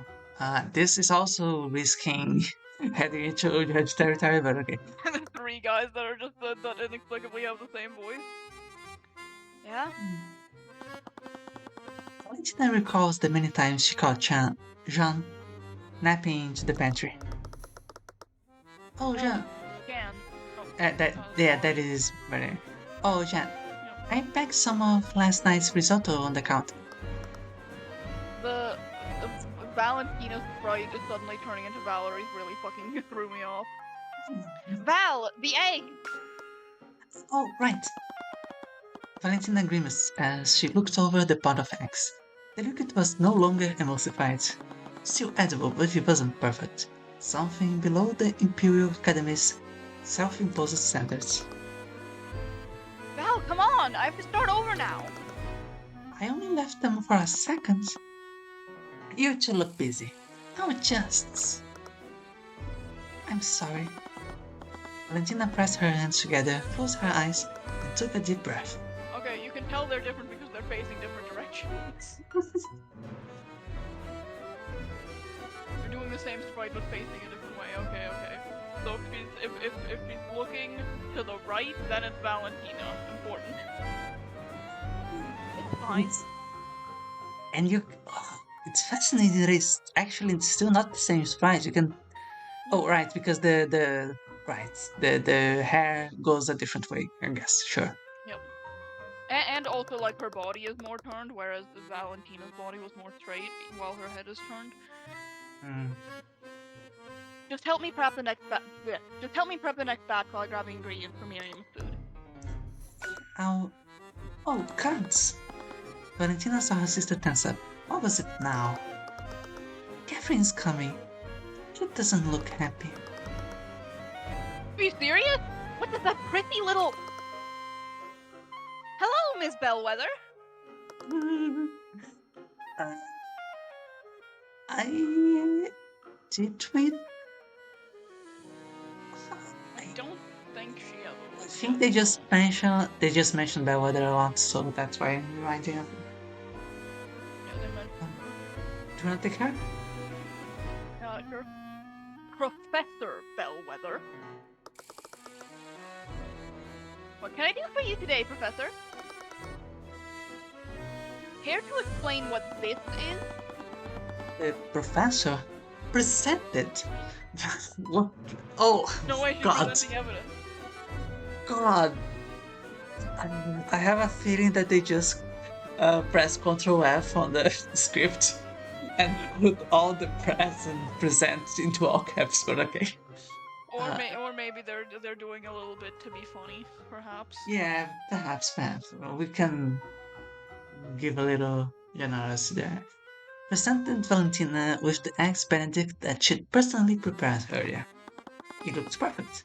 It was exactly what she asked for, too. I'm sorry, is there something wrong with your breakfast? These eggs are mushy and undercooked. There's no crisp to them at all. Those are poached eggs, Professor. Poached. You know, it's when you boil eggs in a pot of simmering water and... Boiled? Do you think this is whatever shelter Redmond Do you think this is whatever shelter Redmond plucked you out of?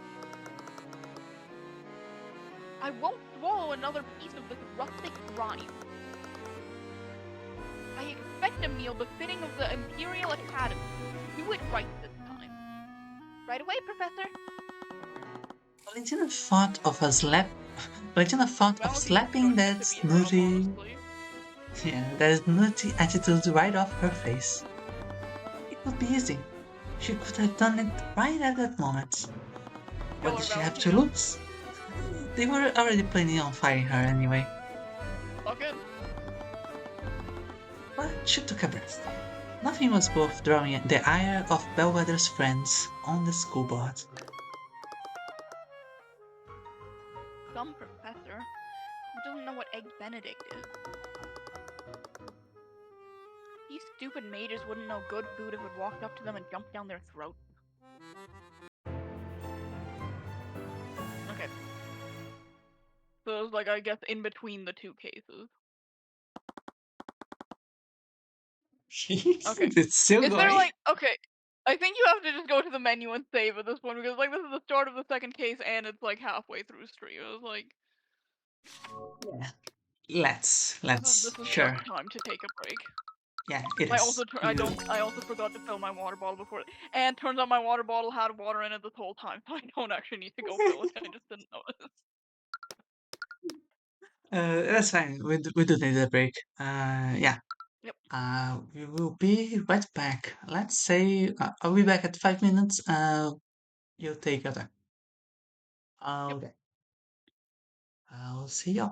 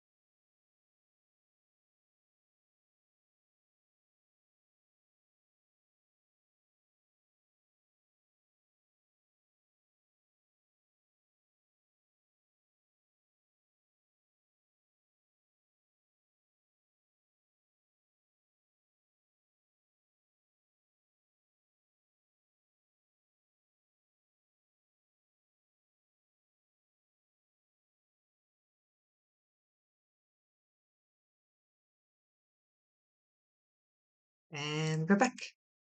Okay. Yippee!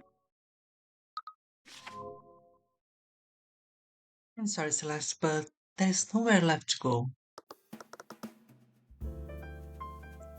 Wait, I think I have something. Celeste's eyes darted around the chessboard, scanning for a way to escape my attack. I could see her measuring every angle of retreat, but I'd been in this endgame plenty of times before. It was already over. Celeste, just surrender.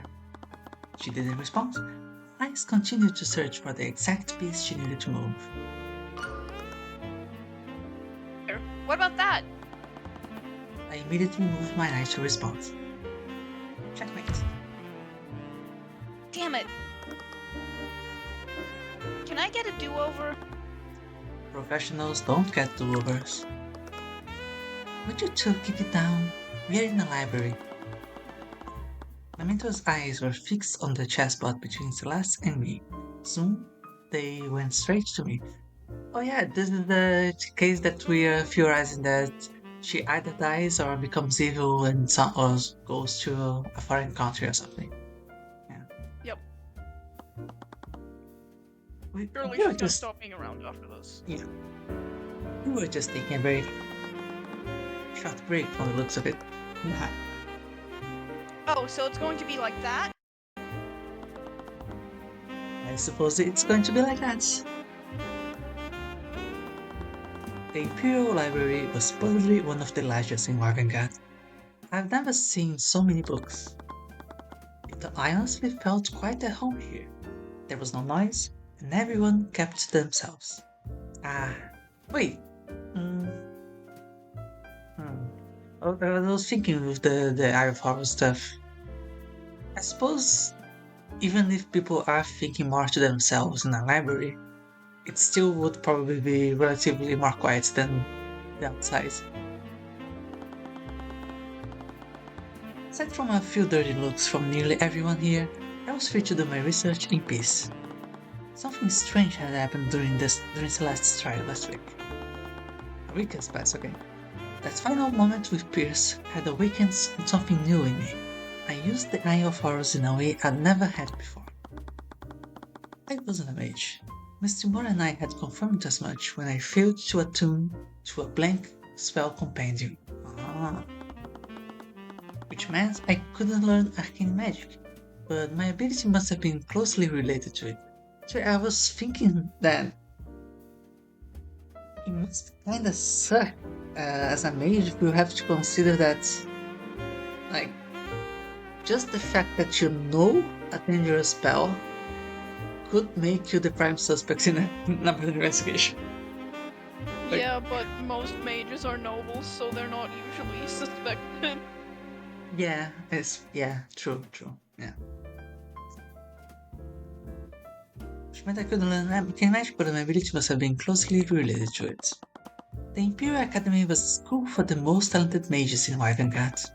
The library on campus supposedly held the kingdom's entire knowledge in all magic. But with all the books I'd read, I still couldn't find a single mention of anything like the Eye of Horus. There weren't any arcane spells that could affect the minds, and everything I read today had just confirmed that. Okay, so does he just have that ability and they just decided to be a little poetic and call it the Eye of Horus? I was thinking it was like some kind of device implanted on him or something. From its resources, the kingdom has to have something like this. Has to have seen something like this. Are they hiding that information, even from the nobility? Are you sure you can't just tell me what you're looking for? I've seen a lot when I was traveling outside Wyverngard. Maybe I can help. Celeste had a point, but Miss Mara didn't completely get along with her. I'm sure she would have objections, and even if she didn't, my mentor had always been wary of letting people know about my Eye of Horus. It was a magical ability that didn't follow the rules of arcane magic. The biggest disadvantage of the Eye of Horus was that no one ever knew about it. Oh, the biggest advantage, sorry. I don't know why I didn't this that. Sorry, I can't. Fine. Aren't you supposed to be researching the new spells? Oh, I'm almost finished. Already? You should really challenge yourself more, my guy. Whatever, Ruby. Now, why don't you tell me what you're looking for? Oh, Well, that is the grow from the teams. it's gotta be, yeah. So, Do you wanna the do this music, one, banger as usual. I think I got some creepy stuff for her. Let me see. I must be researching non arcane magic. Oh. My god! We're under attack! We nearly jumped out of our chairs as that girl appeared next to us. I even saw Celeste's hand twitch towards her sword. This girl must have been a student at the academy, but she didn't dress like the aristocrats here. Yeah, 'cause she's Her, goth. her expression was kind, but also blank in a way. It was impossible to read. There was something inferior to her demeanor. It felt like I was speaking to a ghost. How long had she been standing there? I hadn't noticed her at all. She looked oddly familiar too. Yeah, definitely. I'm going to change that. I'm going to say, I should apologize, but I overheard your conversation. Oh, sorry, I thought that was still her. What the fuck? Okay. I think Do you that get that was one? still her, but who the... Yeah, Uh, sure. Who the fuck as- is this kid? As she approached our table, another student followed behind her. His eyes started to each person at the table, like a rodent appraising every fat in the room. In contrast to the girl, he was as tightly wound as a violin. He looked like even the slightest sign of danger would send him scurrying away. Can Celeste scare him off before I have to voice him? Aw, damn it. Eris, you really shouldn't... I'm so sorry. Maybe if I apologize, they won't have us executed. It's fine, Wallace. Of course his name is Who? fucking Wallace. Who are you two? That was incredibly rude of me. Most everyone calls me Iris. You made that. Iris. Oh. Normal. Let me- She's normal, don't worry about it. I didn't catch what the flash was about, so I just looked up at the stream, and holy shit, yeah. A mysterious novel's ethereal girl. It's hard to read what she's really thinking. I always feel a sense of dread whenever I'm around her. Okay. I just need to do a better job of checking my preconceptions. Oh, he's a good guy. Or... Yeah. Don't worry about it. She's so normal. This is Wallace Nightgrave. Oh, why? It's really called Nightgrave. Okay. You're both students here. Hi. Extremely anxious and looks ready to flee at any moment's notice. Secretive about the type of magic he studies. Oh. That was a private conversation, by the way. Art illusion, I just saw for her. Researching unconventional forms of magic is actually a hobby of mine. I may be able to help you with your research, Mr. Cuthbert. And what makes you so sure that is what we were researching? Your teacher has a bad habit of muttering to himself when he thinks. I assume that. She's so normal. Don't worry about it. I assume that his research had something to do with magic that was unlike the arcane. I felt a piercing side glance from Miss Timora. I just pretended not to notice. But anyways, I'll really appreciate your help. Do you mind if I ask What you a is few Ruby questions? so mad about all the time anyways? Right? Of course. I'll be happy to help. Wait. Oh. Everything is so fine. Everything's so fine and normal. Nothing bad is happening. Nothing suspicious.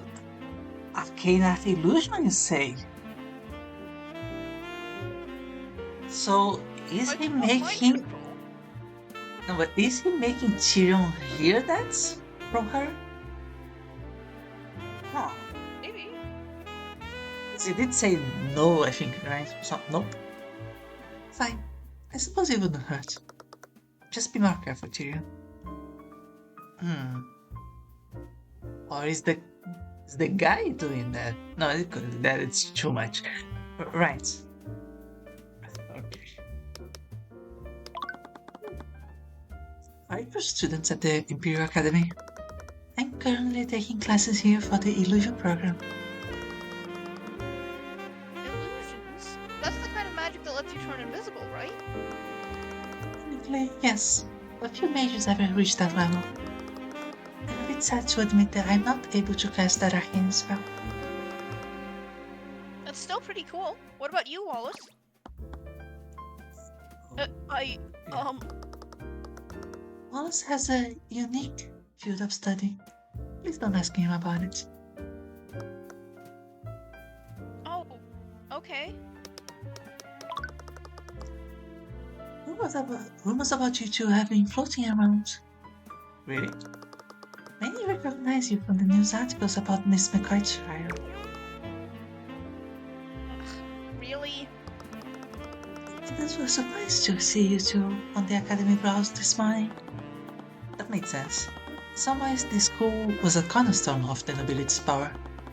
This was the last place anyone would expect us to take an interest in, much less be permitted to enter. Luckily, Miss Timora had a lot of connections you could pull on. I'm particularly surprised that you're still in Wagengat, Miss McCarthy. I figured that Crimson Demon would be off on another violent escapade.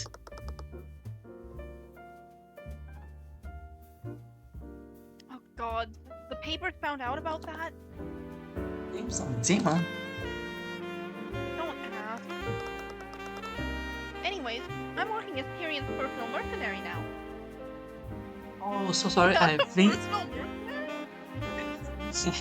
Is that a thing a lawyer needs? Right. Sorry, I've been a bad streamer. Hello, Redmore. Boa noite.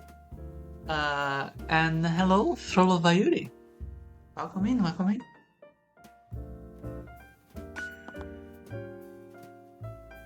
Mercenary?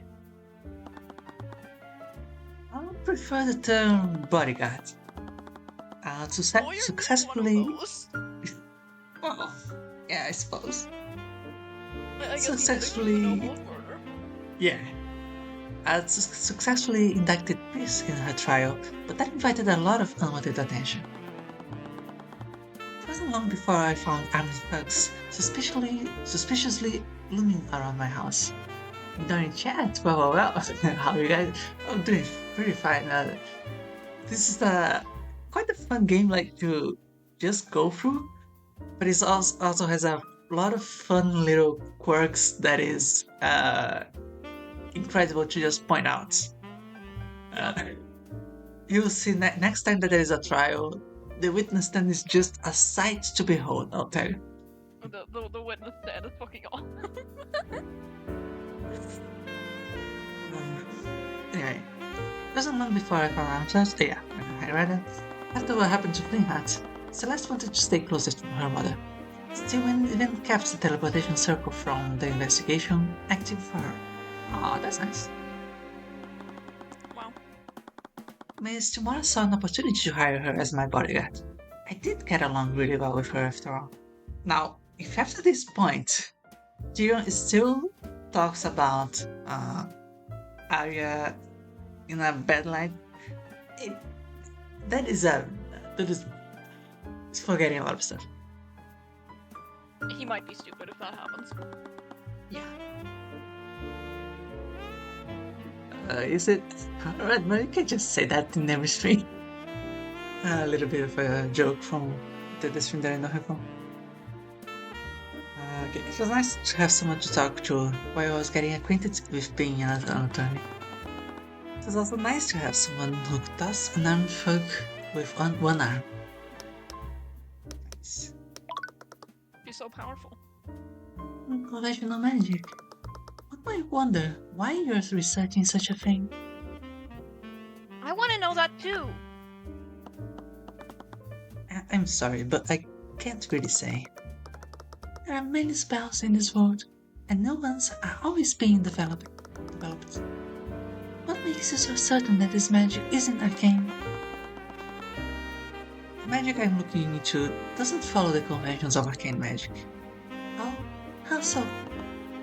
Um, well, I needed to tread carefully. Misty Mora's glare agreed. It was cast by someone who's not a mage. Oh really? That implies it was cast by a person, and it wasn't something like artificially. I flashed an apologetic look to my mentor. That does remind me of a story. Entire library match? Maybe? A story? Mr. Cuthbert, are you familiar with the legends about how Wyvern was created? You mean the story about the ancient dragons? Dragons? I knew you'd find it interesting. No way a place called Wyverngard has something to do with dragons? Wow. Are you talking about... Yeah, Are you talking about those stories told by the Church of Bahamut? there's only ever mention of one ancient dragon, Raphalion, the Skilled Lot.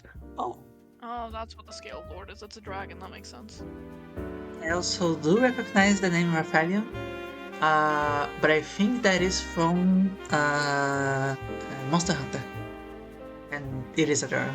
But yeah, it's probably just a common name. I think that's the dragon that they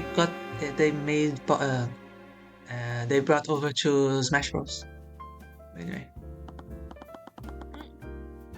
Supposedly, the first mages were created centuries ago by. Oh wait, was that just Fire Emblem? Am I mixing things up? Why do I think Monster Hunter and Smash doesn't sound right? I'm not sure. Might be Fire Emblem. Anyway. Supposedly, the first mages were created centuries ago by him. What? I never knew that. In the year 10 BSB, okay, Wyvern was a small kingdom caught between two warring nations, Ixia to the west and Lumina to the west. With no way to protect themselves, this kingdom was on the brink of destruction. Its people prayed to Bahamut, the god of dragons, for salvation. And almost as if to answer their prayers, Raphalion, the last of the ancient dragons, appeared before them. He took pity on their plight and granted them with the gift of magic. It was a weapon our greatest warriors wielded without equal. With arcane magic in hand, these warriors laid devastation upon our enemies. They didn't just stop the war, they joined the battle and single-handedly won it, taking large swaths of territory for themselves. With our nation protected and our power made known, these warriors went on to form the noble houses of today. What a lot of nonsense. That story is nothing but religious propaganda created to prop up the noble houses. Regardless, the significance of this legend is in the Scale Lord himself. Raphalion? Well, the power to become a mage on several individuals, and to this day, that power can only be passed through bloodlines. Can you think of an arcane spell that could reproduce something like that? No, I suppose not. Raphalion had powers that weren't bound by the conventions of the arcane arts. In other words, Sumari, he could use magic that was distinct from the magic of today. Please, do you honestly expect us to believe a story like that? It's completely unrealistic. As unrealistic as a non-mage using magic? She had a point. It was the closest thing I had to a lead right now. Okay, again, a non-voiced. Ah, of course, it's you lot making out this noise. Oh. Oh, okay, let's go on. One of the instructors of the academy approached us disdainfully. She looked like a woman of the aristocracy. Every bit of her demeanor carried that, from the stiffness of her posture to the condescending grimace on her face. She glared at each of us like we were the most disgusting things she'd ever seen in her life. Professor Bellwether. She's quite abrasive to just about everyone. Okay. This doesn't seem like a particular disdain, just every nobody's like that. Yep. Oh, no, that just seems to come with the territory. That is Professor Bellwether to you. But he just called you... Okay. So it's Professor Bellwether. Got it. I know letting you rabble into our walls would lead to nothing but trouble. Sorry, new. Whatever. You even started associating with our malcontents. Wallace? Yes? How am I supposed to understand you when you're stuttering? Yes, Professor Bellwether. Straighten out your uniform and fix that awful hair. She does have a point about this one, his hair is pretty bad. Yeah. I know it's unreasonable to expect anything more from you, but try not to look like such a street urchin. Wallace shrank away from the professor. He reacted like a scared and bitten animal. I could see Celeste's fist start to clench. It looked like she was about to toss the professor across the room. I flashed her a look. Any trouble she would cause would just make things worse for Ares and Wallace. As for the rest of you, your rowdy behavior is disrupting the other students. Leave. Now. Please. The headmaster gave us express permission to be here. That may be, but the school board has placed the Imperial Library under my jurisdiction. I can remove anyone who disrupts the studies of our prized students. Why would you have authority over the library? My apologies, Professor. We will try to keep our volume lower. I don't believe I was talking to you, boy. Know your place. Oh, dear. Oh, Tyrion, please tell me you feel threatened so I can defend you. I wanted to avoid the confrontation, but a part of me really wanted to see that. Let her toss her across the room. If you refuse to leave, I'll have no choice but to remove you myself. I'll have you know that I'm the most accomplished mage at this academy. I do quite like this sprite, actually. Her pose That's is pretty quite good. good. Yeah.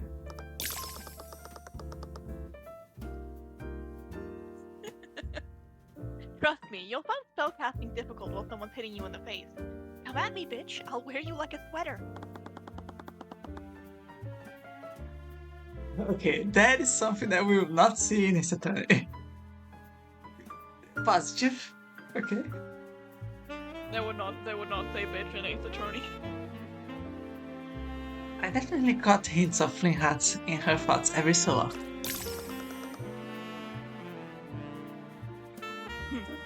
I don't have to stand for this. That girl is like a rabid dog. You best keep my distance. I was just on my way to speak with the headmaster. He will be hearing of this. Oh, you're going to tell on us? I'm so scared. Celeste, you're a little scary. Aw, thank you. Okay, this game, I am getting into this game now. Anyways, Wallace, you finished this week's assignment, haven't you? Would you mind entertaining Celeste while I ate Mr. Cuthbert? I don't know. Now that you mention it, I could really use some help learning a new spell formula. You know your way around here, right, Wallace? Okay. I'll be discreet, Miss Mara. Please do. I still have some business to take care of here. I'll leave you to it. She was about to leave, but she stared at Ares warily. Is something wrong, Moby? No, not at all. Good for Celeste. Rare example of a threat tactic working. It is Okay. crazy that it actually worked. I spent the next few hours searching through the library's books with Harris. I hadn't thought to look into the ancient dragons. The library had religious texts about them in abundance. There was one problem though. These texts read more like myths than real historical documents. It can't be helped. The Church of Bahamut has far too much influence in Wavengard. To them, history is a narrative to be embellished rather than something to be preserved.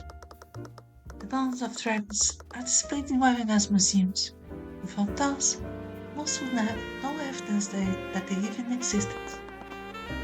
Except for Rotarian, possibly. According to these legends, dragons can't die of old age. Presumably, you'd still be alive. I wouldn't be surprised. Despite everything, the kingdom includes him in our constitution. Wait, really? As the savior of our kingdom, he and his kin were given an honorary position in our kingdom. The scaled Lord made Wyvern what it is today. He was given authority that befits such a legacy. How have I never heard of this before? I've memorized all of Wyvern's laws. Practically speaking, it's never been invoked. It's merely a law spun of reverent words to praise the scaled Lord and appease the church. Okay, so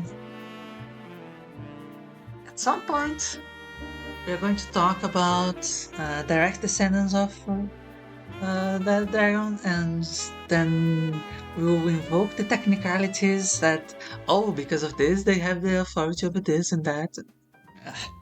Yeah, I'm imagining. Like, those laws must be relevant at some point, for sure. Hmm. Ah, I was so stuck in my own thoughts that I accidentally walked face first into a bookshelf.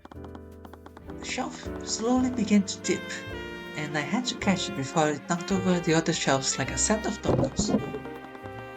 Several books fell out of it as I slowly set the shelf back in place. They hit the ground with a cacophony of thuds. Some students glanced over at me, annoyed by the noise, and we are going to get banned from the library. I really hoped Bellwether wasn't still around to see that. Be quiet. Sure where the voice was coming from, but it sounded annoyed. So sorry. Be quiet. Alice giggled to herself as she watched me flounder around. Ah, Hey, are you okay? We heard a loud noise and... Oh, two of them scanned over the pile of fallen books around me. what did you do? Do they not bolt the bookshelves down? Apparently not. Yeah. That's not important. Can you help me clean this up? There's no need for that. Wallace, can you call over this construct? Why do you always make me do it? Please. Construct, I require assistance. Acknowledge it. What is that? On Wallace's command, one of the nearby suits of armor suddenly sprang to life and marched towards us.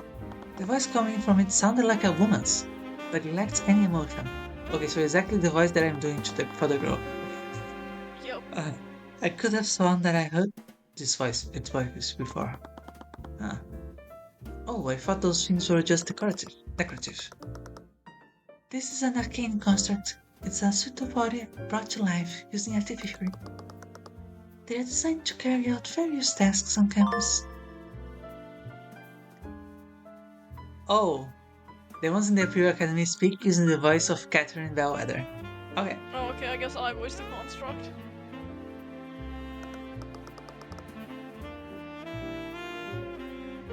Really? I didn't know artificery had come that far. They are still experimental. They aren't available to the public yet. How Osmond Sanctus is using the academy as a testing ground for them. Construct, can you please put these books back where they belong? Acknowledged. You're so polite to them. You know they're just machines, don't you? They're really helpful. It just feels wrong to be rude to them. The construct jumped straight into its desk, its metallic hands moving with a quick yet delicate precision. It wasn't long before the books were back exactly where they belonged. Wow. So they do whatever you tell them to do? Celeste, thank you So for that's pointing been a out. But thank you for pointing out that this will be extremely relevant information for whatever the next murder is going to be. Yup. Wallace will survive the machine uprising. True. Yeah, absolutely. There are some limits to. This is what we call over here the Bahamut's Basilisk. Construct, tell me that I'm the fairest maiden you've ever seen. Command rejected. Aw, what? Guess they are not able to lie. What the fuck? What's he so mean for? This is, to be fair, that's some Phoenix Wright behavior. Phoenix would say that shit, like, just being a hater for no reason. Okay, but like their relationship, like they are getting into a relationship that is similar to like Phoenix and Maya's. That okay, they are friends, but they can play a little joke on each other. It is a little fun. Watch it, Cuthbert. The construct's voice is an amalgam of pre-recorded phrases. I'm not sure if you noticed, but it uses the voice of Professor Bellwether. I knew there was something wrong with it. Unfortunately, you can't make them say anything other than basic responses. Yeah. Only the headmaster can change those settings. I've heard of artificially recording audio, but to think they could process and respond to what I'm saying, I never seen anything like it. But you just said that they're experimental, right? Maybe I can find a way to trick it into doing what I want. I'm advised against that. We've had several instances of students using them to play pranks. Even if your comments are rejected, they are still stored in the construct's logs. Yep, so definitely calling all attention to that. It will be the next. No, don't even worry about it. They're just telling us this all for no reason. Yeah. Weren't It's you not gonna researching be spells evidence. with Paulus? Yeah. Oh, that's. Oh, yeah. that? I'm already done. I've just been reading Death at Daggerfall. Did you know they have the unpublished manuscript of the newest book? Those books were apparently her favorite series of murder mysteries. She'd been recommending them to me for the entire week. How come that Daggerfall is such a common term? Oh. It seems awfully specific, but it's everywhere. And by recommending, I meant she'd be leaving those books around in my house. I think at one point she somehow snuck them into Miss Timora's office. I really got an info from her about that one. There's no possible way you're already done learning those new spells. We've only been here a few hours. Yeah? You wanna bet? Throw me your spell compendium. No. I can't tell him yet. I want it to be a surprise. Aww. Are you mentioning lies through the Eye of Horus? Was she really telling the truth? I never actually knew the process for learning new spells. I just knew that it involved becoming familiar with unique spell formulas. She was fidgeting a lot when we were reading together this morning. She basically forced me into taking a break to play chess with her. If you were in the fiction section, did you get a chance to read Gravebound? This again? It's a great series, Celeste. The best series I've ever read. Even after nearly a century, those books have aged like fine wine. Look, Tyrion, I'm sorry, but I just can't get into it. The whole thing just feels so hammy and unrealistic. It's a classic story of good versus evil. Corin Bloomvale is a literary genius. Maybe I needed to start living with my copies of Riftbound in the McCoy Tavern. Look, I'm just not into the fantasy genre. God, those books are terrible anyways. Does he have a relation to the author? And not to say He's that just a he. hater for no reason. What? I should get back to work. Gale, Lord, did I say that out loud? Let's go, Celeste. Okay? Let's keep going, Aris. I had no intention of letting Celeste get ahead of me. I read more and more about the ancient dragons. I looked at anything I could get my hands on: historical accounts, religious texts, even folk tales. But after finding a 12 embellished story about a dragon fighting a knight, I was starting to lose hope. This most recent story was the worst. It read like the fantasy novels I usually read, but even I had limits. A big fan of Ares' design. It's pretty cool looking, yeah. It's Yeah, I like Eris's design as well. I can't help it. Like, I know that sometimes the comparisons are very warranted, but I cannot help but compare her to, what was her name, Vivian, uh, from the Fury Tigri, Viola Cadaverini. Viola Cadaverini. Yes, it reminded me a bit of her, but yeah, Yep. obviously. At this point, I felt like one of those arcane constructs, hollowly reading out the words of yet another myth to myself. The dragon awoke with a rumble, hot steam pouring from its mouth. The knight responded in kind, drawing his steel and charging forward. But the dragon had his own weapon. He used his eye of Behemoth to... Oh? My dull rhythmic dictation broke when I read that line. I straightened out in my chair and inspected each subsequent line carefully. He used his eye of Behemoth to call upon the power of radiance to pierce through the knight's soul. Not a single thought was concealed from his gaze. The knight's thoughts, even his emotions, were laid bare before the scaled giant. Okay, question. How the fuck did the person writing the book know about that?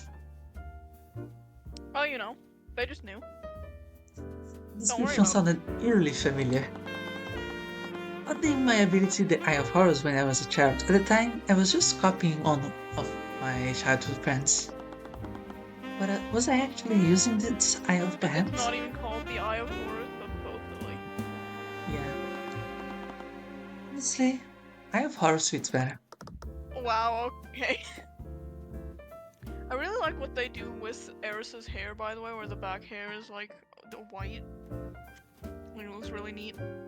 Oh yeah, I think I was treating that like a veil, but that makes a lot more sense. Yeah. Huh. And I mean, yeah, the clothes are also pretty nice.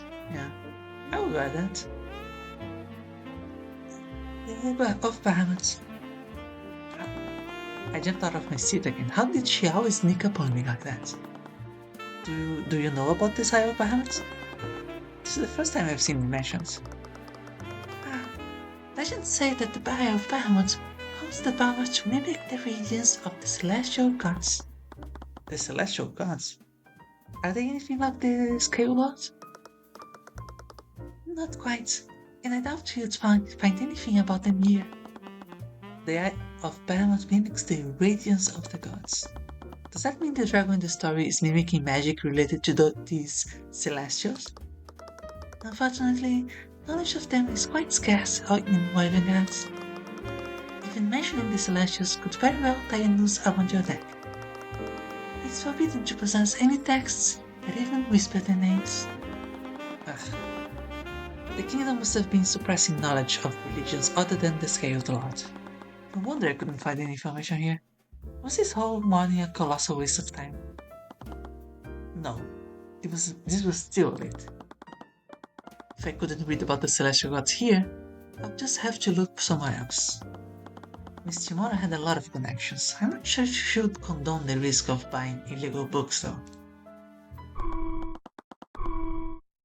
Suddenly, a low pitched from thundered, thundered, a low pitch from thundered across the room. It was naturally loud. It must have been produced by some sort of magic. Once, Ugh, what is that? were you messing around with the arcane constructs?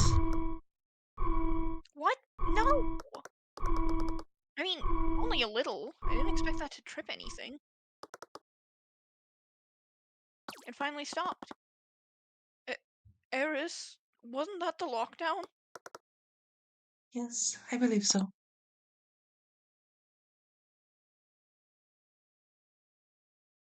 Oh, sorry. Lockdown?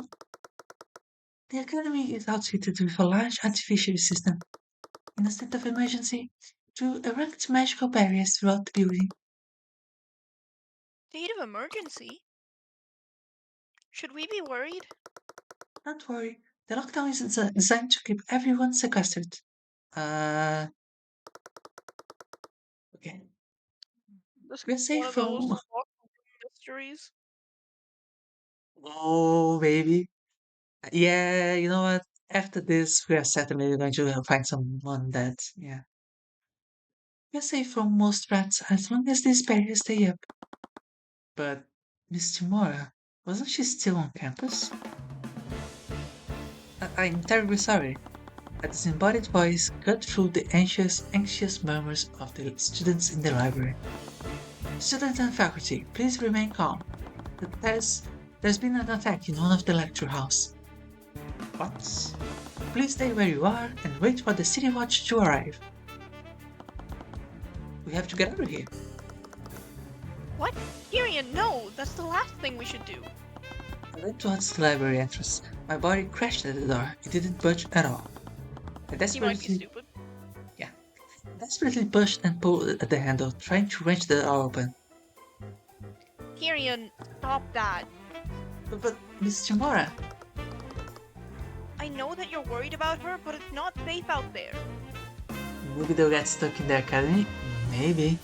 Maybe they'll get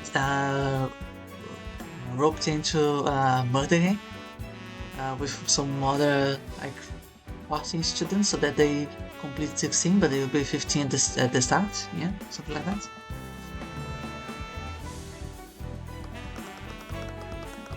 Look, the best thing we can do right now is stay here and wait until the lockdown is over. And she was right, but I couldn't just stand in here and do nothing. I began kicking the door handle, but my foot was repelled by the low hum of magical energy.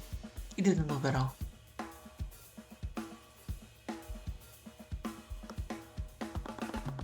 Celeste's hand rested on the hilt of her sword. Her eyes slowly scanned our surroundings. The other students watched her fearfully. No one dared to come near us. Celeste, I think you can calm down. They said the attack was in the lecture halls. She answered him without breaking her glare. We don't know what's happening, and it's my job to keep Tyrion safe. She also calmed me down earlier. It was easy to forget sometimes, but she was really vigilant when it counted.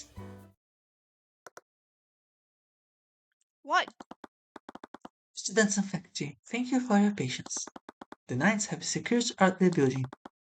The lockdown has been lifted. However, please remain in the building until he was barely finished with his announcement before I was out of the door. I was out the door. Tyrion? Hey, don't go off on your own. I desperately ran through the academy hallways. No, no, Miss Timora. Okay, they are.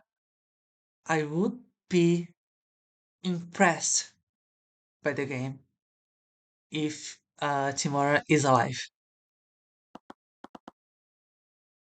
There is some sneaky stuff. Like, anyway. She's dead for sure. Miss Tamara, where are you? She's I was gotta be running dead. by blindly. My breath was haggard. My heart was racing. Dread was creeping inside me with each passing moment. I didn't even know where I was going. What Call the on me hell? impressed. She's alive? No way. Okay. Cuthbert? What's Okay, in that wrong? case, I'm guessing she's the murderer, actually. Oh, maybe, yeah. What's wrong? Why are you shouting? Miss Timora, are you okay? Your breathing really washed away my anxiety. I just embraced my mental tightening. She always demanded I keep a professional distance from her, but despite myself, I was just relieved she was safe. She always demanded I keep a professional distance from her as crazy considering she is his legal guardian. What? What's that It's actually? crazy considering she's literally his legal guardian. Ah, yeah, absolutely. Tyrion, Hmm. there you are. And you're crying? Cuthbert, you are hurting me. Sorry. I let her go of her and tried to stifle my tears. We heard the announcement. Are you okay, Ruby? I am, but Mr. Mara glanced at Wallace. She slowly put herself between us. For now, I think we should head to the fire. Oh, is that foyer? We arrived I at the think so. foyer? Yeah. The academy was swarmed with a legion of familiar knights. The Inquisition? Don't tell me. They mentioned that. They Oh, yeah. they mentioned that there was an attack on campus. They must have used magic. There's Orm. You there? As we came to the foyer, the commander marched towards us. But his attention wasn't focused on Celeste this time. Huh? Wallace Nightbird, the authority of the Wyvern Crown, I'm placing you under arrest. Before Wallace could react, Orin grabbed him by the wrist and began dragging him away. Hey, what are you doing? What the hell? No, the hell are you doing here? You said he was under arrest? On what charges? The charge of first-degree murder. This damn mage killed Catherine Bellwether. Oh, I'm not shocked. Okay, so what? do we think it was one of the twins who actually killed Bellwether? That sounds... Hmm. Valentina had a motive at least. Yes. But like, it seems like an overreaction, right? Yeah. Right. Seems like they're definitely gonna be relevant in the case, but to what Yeah, no, degree? absolutely, yeah. Okay. So let's grab the commander's arms and wrench him off of Wallace. Armin showed no resistance, clearly remembering what happened during her arrest last week. Like hell you're arresting him! He was with us in the library the entire morning. There's no way he could have murdered her. Besides, Celeste. But No, Miss Tamara is right. If Wallace is a suspect, we can't legally stop the Inquisition from arresting him. It'd be best for you to go with them, Wallace. I'm sure we can get all of this sorted out. Could only watch as the Inquisition dragged him away. My apologies. I am going to accompany him.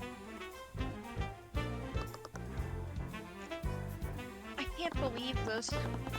They arrested him, and even though he was in a different room, this school is filled with plenty of mages. There has to be a long list of suspects. What do we do now? Let's head to the lecture halls. That's where the murder must have taken place. Cuthbert? Yes? He hasn't accepted you as his attorney. We don't even know if you will be working the case. But I know that he's innocent. She looked like she was about to reprimand me, but she just let out a defeated sigh. Just remember that being an attorney is your job. Our law firm isn't a charity. If you overextend yourself, I'm not going to pay your rent for you. Right. I have another appointment in the city. Can you take it from here? Yes, of course. Alright, let's go, Celeste. Oh, I've been waiting for our first case. Celeste, Wallace was just arrested. Be respectful. Right. Sorry. I was reluctant to admit that I was just as excited as she was. Oh, not safe. Holy shit, okay. Now it tells us to save. Okay, yeah, sure. Not at the start of the case, not at the end of the last case, now. 1 hour into it. Yeah, I think we can keep going. And at the top of the hour, we'll see, or if there is another chapter break, we'll stop there. Okay. Yep. A few hours had passed since Wallace was arrested. Celeste and I worked with him during the lockdown, so the Inquisition took our statements.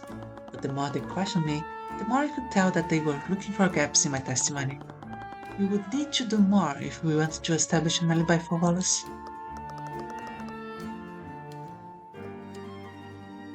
They definitely know how to waste a lot of time. We know who we are now. We will expect more interference from them in the future. Hey, Tyrion? Yeah?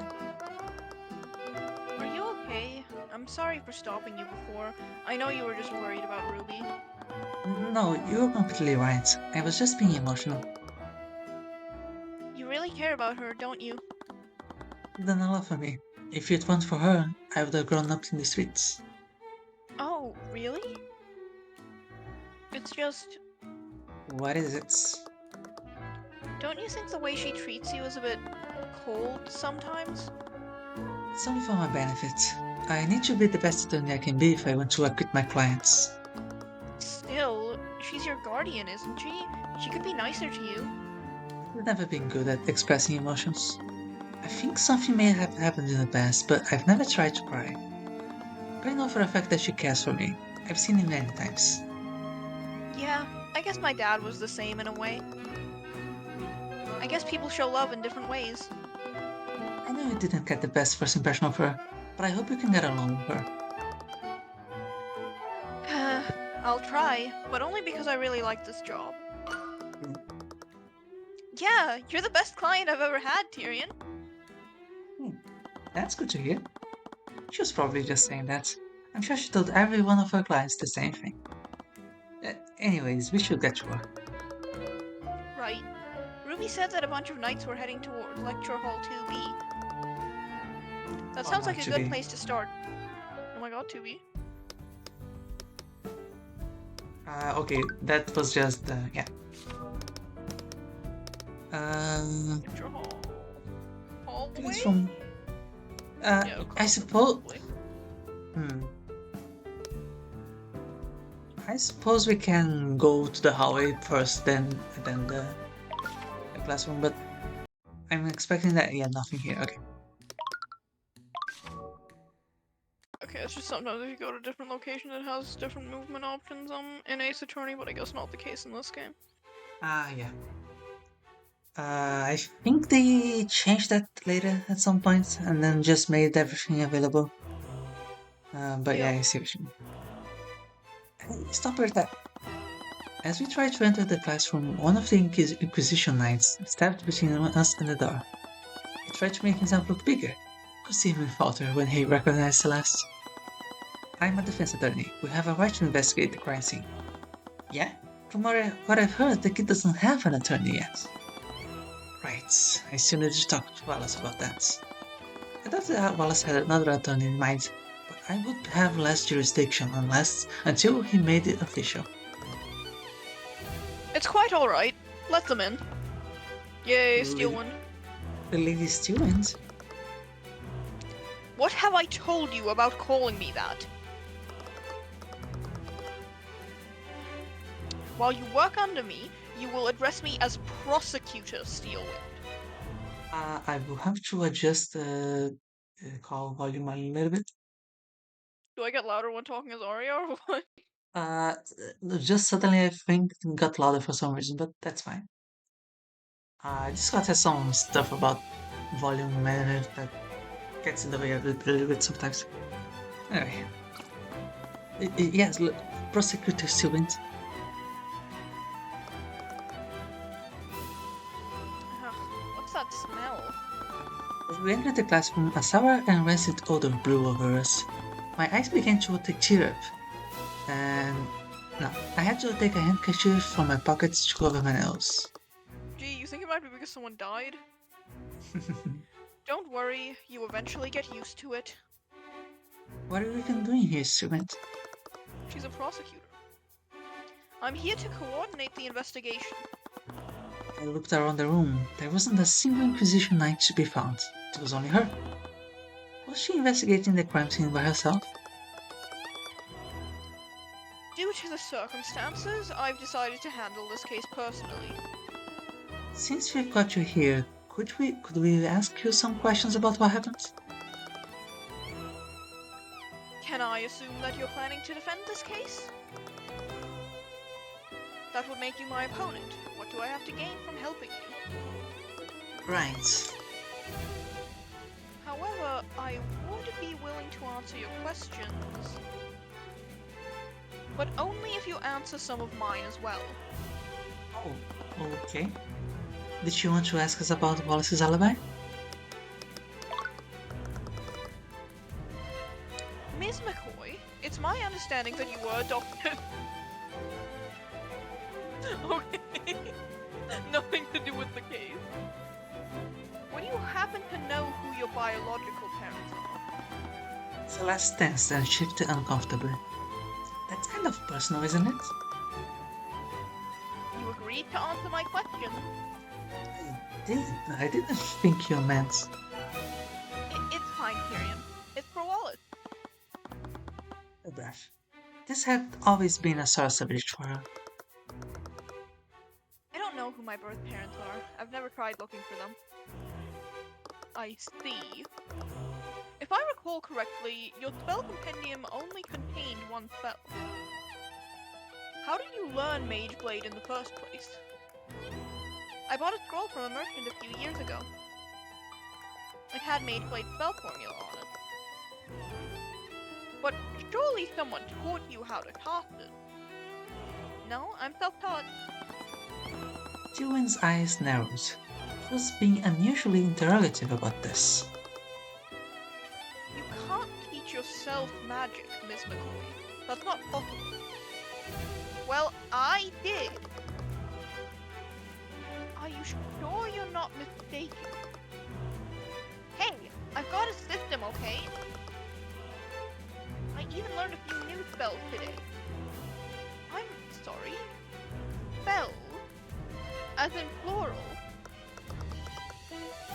Yeah, I'd like to think I'm pretty good at this. How long did it take you to learn these spells?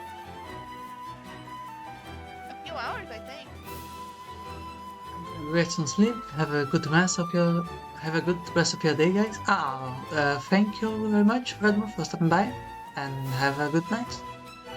Good night. He taught herself multiple spell formulas within a few hours. I see. I think that's all I need to ask for now. Thank you, Ms. McCoy. Okay. Tywin looked like she was deep in thought. Why was she so interested in Celeste's magic? Do you know what happened here, Tywin? Well, the City Watch received a call from the Academy. They reported an attack on campus grounds and put the entire building on lockdown. The City Watch set up a perimeter around the building while they waited for the system to deactivate. You can't learn your spells by yourself. Skill issue.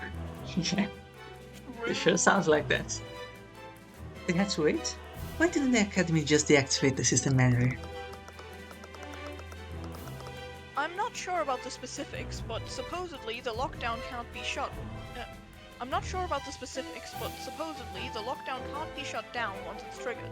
It's a safety mechanism.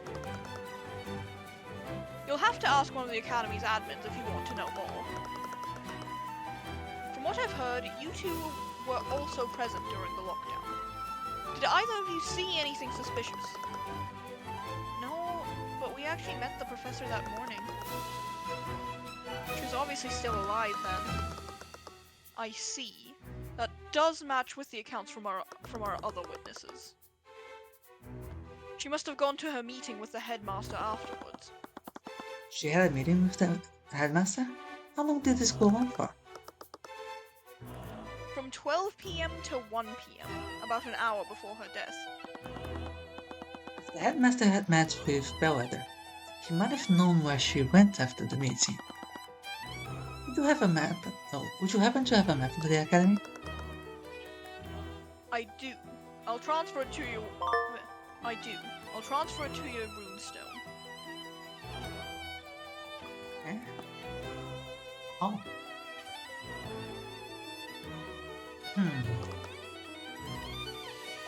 What is it? There is only one direct path from the headmaster's office to this lecture hall. Why would she even enter the lecture hall in the first place? Oh, why, accidentally was that? Die here, or was she murdered somewhere else? Considering the pool of blood there and no dragging pool of blood or anything. They teleported her body, it's fine. Yeah. I mean, it's this game. Who knows? Yeah, that smell is driving me crazy. What is that? There was a bit of an accident during an alchemy lecture a few days ago. The instructor misread the directions for an experiment. As a result, he accidentally produced this rancid-smelling vapor. Vapor? It's not toxic, is it? I wouldn't be standing here if it were. Just extremely unpleasant to the senses. They temporarily closed this lecture hall until they could get rid of the smell. How Steelwind actually used a similar concoction during the Great Luminite War. Okay, so they had mustard gas. Awesome. See? This is why I stick to transmutation magic. Miss McCoy, alchemy is a branch of transmutation. What? I could have been making potions this entire time? Okay. How was the body discovered? 2 members of the kitchen staff spotted her body inside this classroom. Oh man, I wonder who it was. Probably the only 2 members of the kitchen staff that seem to still exist. They reported the situation to the campus admin while they attempted to save her life. But it was too late. The professor had already passed away long before any healers arrived. Those 2 staff members, who were they? Oh, no way. No way. Valentina and Valerie Iana, their sisters. How are they holding up? Imagine they'll be rattled after discovering the body of their coworker. From what Orem said, they were extremely tense during questioning, but I suppose that's to be expected. He told me that they couldn't sit still. Good try, probably. Yep. He found it difficult to take their statements because of that. They couldn't sit still? Well, he's always making excuses for his incompetence. Okay, it's extremely funny that they only have one picture for both of them. Yup.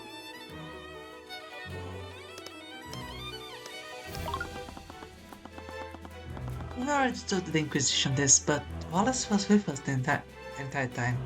He has a perfect alibi. Strong, maybe, but his alibi is far from perfect. Ms. McCoy herself told us that. There was a small time period when she wasn't with him. What? What? Right. It was after we came to check on you when you knocked over that shelf. We got separated and I kind of got lost in the fiction section. She found an early release copy of Death at the Daggerfall. She binge read it for over an hour.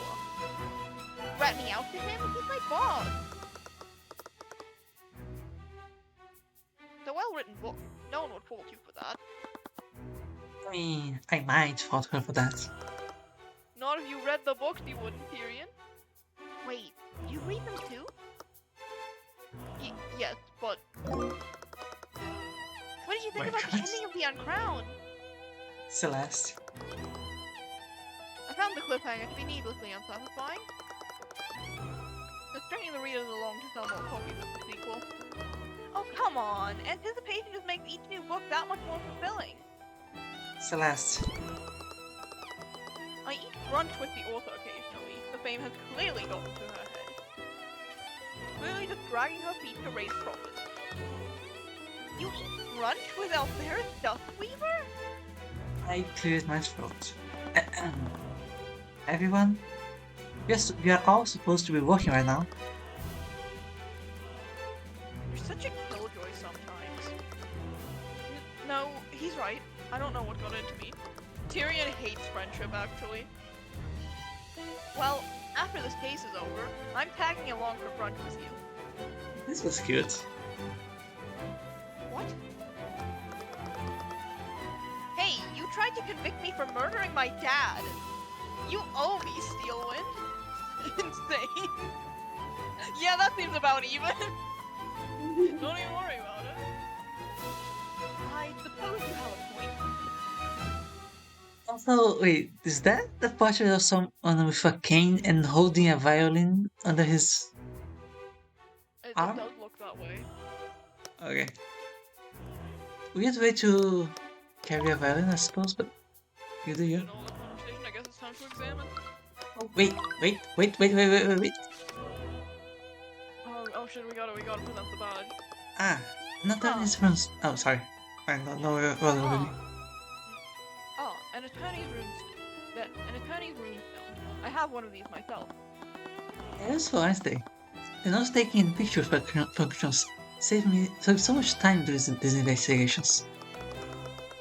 They're really a marvel of art history. You'll see a lot of these among the nobility. Why would nobles need to solve evidence? They have other uses, Mr. Cuthbert. Yeah. Have we examined the room yet? Yeah. Oh, Tyrion, I almost forgot. Let me show you one of the new spells I learned. Repario Arcanum!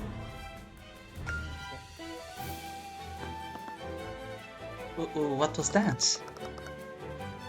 That is the incantation for the detect magic spell. Detect magic? Wait, does that mean... Wait, why would... Transmutation have the... Okay. Yep, I can see magical traces while we're examining crime scenes. Oh. Wait, it's a separate button? Repario Arcanum! Ah, Ooh, magic. I accidentally clicked, Repario Arcanum! accidentally right-clicked. What? What's wrong? There's a trace of necromancy in Bellwether's blood. Necromancy? Necromancy. Isn't necromancy the type of magic that creates zombies? He's not just going to get up and walk away, right? We're honestly not sure. The Inquisition is on edge about that as well. Well, how does that implicate Wallace? Oh, he didn't tell you? Wallace Nightgrave is a necromancer. Ah. What? We believe that he drained her life force using a spell called Necrotic Blight. Attention Blighto. Okay. Really silly. And the point index finger at target also, like, point at a guy and go, Flighto! And then they die. It results in an instant. No. What that is? Huh? I'm sorry. Point at a guy, yell Flighto, and they instantly die. That is goofy as hell. What do you mean? What the hell? Okay, so that is okay. That is first of all, that is dangerous as fuck. But second of all, Yeah, why is this that spell that exists, actually? yeah, that like it has to be forbidden to even know this spell, right?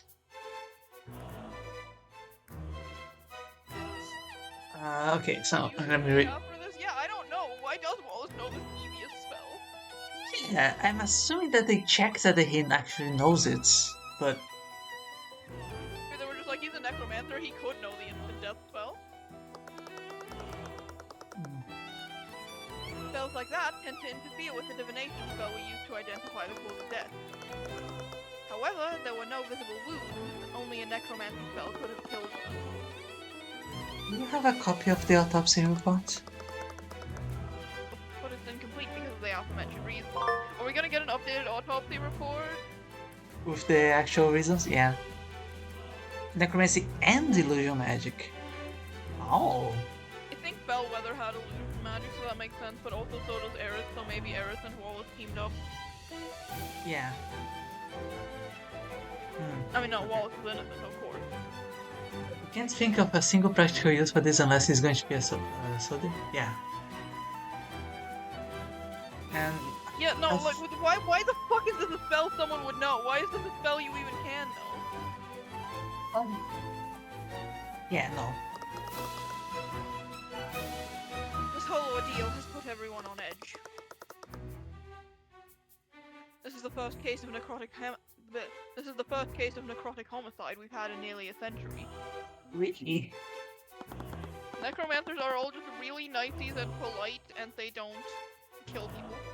I suppose the practice of necromancy must be like very restricted, and that is why Wallace didn't want to talk about it. I couldn't believe it. I'd only read about necromancy in fantasy novels. I never imagined that I would end up defending a necromancer. But if what you're saying is true, weren't there plenty of other mages who could use necromancy? This is an academy for mages after all. No. The knowledge required to learn necromancy is heavily controlled.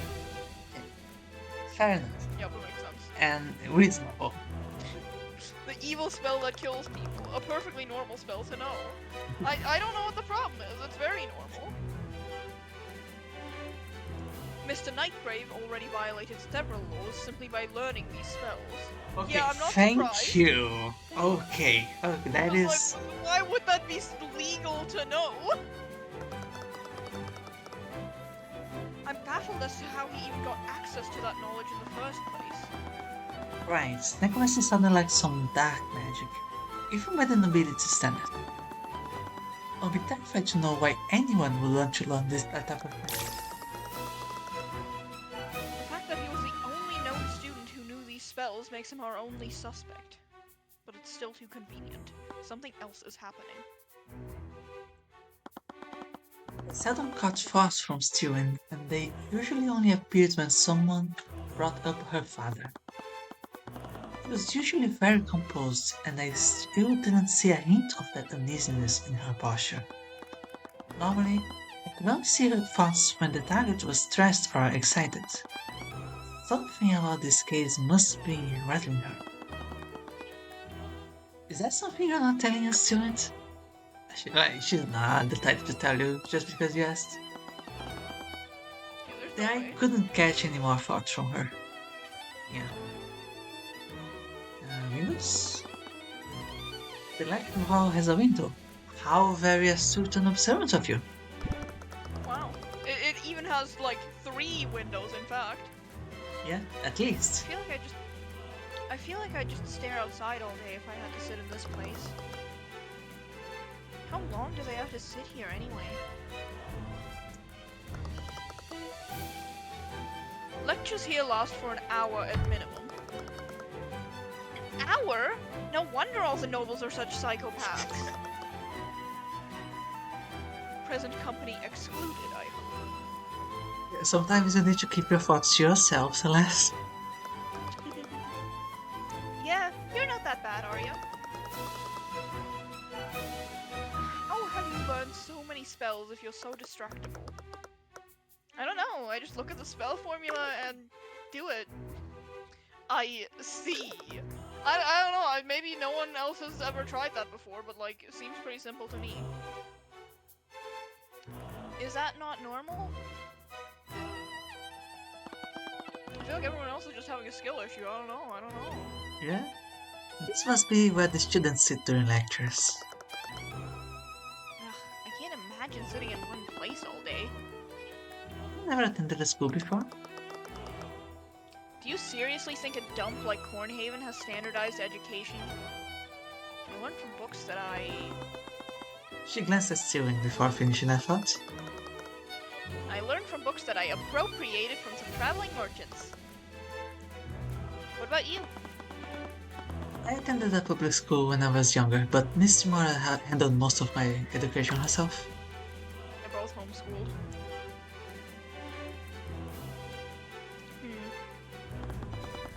Oh yeah, that's exactly where it was. It's a painting of some sort of musician. There's some text written below it. Dr. Nicholas Gosu. Weird surname, but okay. Inventor of the arcane engine. His work revolutionized trade and travel across the seas. He was well known for not discriminating between the common folk and the nobility, judging his assistants based purely on their merits. When he wasn't conducting research within the Imperial Academy, he was known to compose symphonies in his free time. It sounded like he was a man of many talents. Did we examine the body without magic yet? Sorry, can you repeat that? Have we examined the body without magic? Do we think that's gonna be different than examining the body when it's magic and glowy? I imagine it will be different, yeah. I will do that in a second. Oh, they have books here too. These appear to be textbooks about alchemy. Aw, lame. There's a chalk outline where the professor's body was. It appears that most of this blood came from her abdomen. Is that where the fatal wound was? There's a lot of blood in this puddle, but there is no trail leading to it. There aren't any magical traces anywhere in the room. Doubts the murderer used magic to clean it. Does that mean the murderer attacked her in this room? Maybe, but it's hard to say for certain. Considering she was killed with the spell that kills you instantly, that also I don't think leaves a wound, she could have been killed literally anywhere and then brought here and, like, stabbed or something so that she starts bleeding. Yep. Maybe even as an attempt, like, dude maybe accidentally killed her and then the sisters tried to cover up or something. I don't know. I have no idea why he was they would killed do with that. a spell that accidentally kills you. Like, how do you accidentally do that? Well, he was punching at something, she got in the way. I don't know. Yeah, but you still have to say the incantation, like... Oh. Oh. Oh. Oh. Wait. What if... This is gonna sound crazy, but... I'm not gonna... Like... Imagine that the real person, is over there, pointing the finger for some reason. And then... one of those armors that happen to have your voice recorded with the actual incantation says it out loud. Do you think that might be enough? I don't That know. would be wild. I would think the pointing and the saying has to come from the same person, but like... Yeah, but it's like magic recording, so it might as well be like he was saying it. Maybe. Yeah, but the thing is, the voice on there we know is Bellwether's. Yeah, but it can be replaced. That is the question. It specifically mentioned that I think What if- Bella herself could replace it if Okay, but like, possible. what if it was just recorded saying by Bellwether and she was like pointing at herself or whatever? Okay. Oh, okay. Yeah, that would be quite funny. Uh, well, I guess Is there let's anything more move. to... Sometimes an Ace Attorney gives you more dialogue after you investigate, right? Yeah, that seems to be the case. There seems to be more places here now for some reason. Probably the kitchen? Maybe, since that's where the Probably. sisters probably are. Yeah, let's go there. Yeah. Hello? Is anyone there? No, okay. It looks like there's no one here right now. Maybe we should check somewhere else. Okay, never mind, I Okay. guess. Let's go then bottom to top. Yep. Found the map that Steven gave us, I like arriving at this the guy's wizard headmaster's painting. office. Oh, I like yeah, just up. Yeah, I like just having an image of a wizard on the wall. That's awesome. Oh, is that okay? The axe is the dude's staff. Hey, that makes a lot more sense actually. I didn't think about that. Yeah, it could be. Uh, hold on, yeah. Oh, okay. You had one butler and a few English dudes. I'm going to pick this up. Okay. Uh, oh, hello there. I wasn't expecting guests today. An elderly man rose to greet us, his hand trembling as he walked towards us with the support of his cane. His face was wrinkled, but his eyes were sharp. His expression held the wisdom of a life long lived. I recognized his voice. He was the one who made those announcements during the lockdown. Sorry for coming unannounced. You must be. My name is Theodore Redmond. I'm the headmaster of the Wyvengard Imperial Academy. Close to us and facilitate his studies with necromancy, and you just know this how? Okay. Age 88, not doing too bad for 88, okay. Nice hair. And judging from your appearance, you must be the protege of Ruby Timur. To what do I owe you to what do I owe the pleasure? They must be here to investigate the murder. Wait, Ares? You I thought you went to see Wallace. Unfortunately, the Inquisition is questioning him right now. They aren't allowing visitors. He must be so scared right now. I super don't trust Eris, like, even a little bit, by the way. She's so suspicious. Yeah. I hope he's okay. Right, she had the same experience not too long ago. I can't believe this is happening. Why in the Lord's name did they arrest Wallace?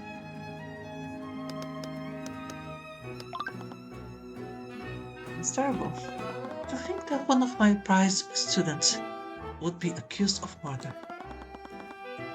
We heard your voice in the intercom when the lockdown happens. Everyone was really... Yes, I activated it when I received the call from Valentina. She reported that Professor Bellwether was collapsed, and unresponsive. Oh no, your professor collapsed. Okay. Okay. This outfit is nice. I'll trust Ares more if she wasn't looking like the outside. Excellent use of those, the unicos.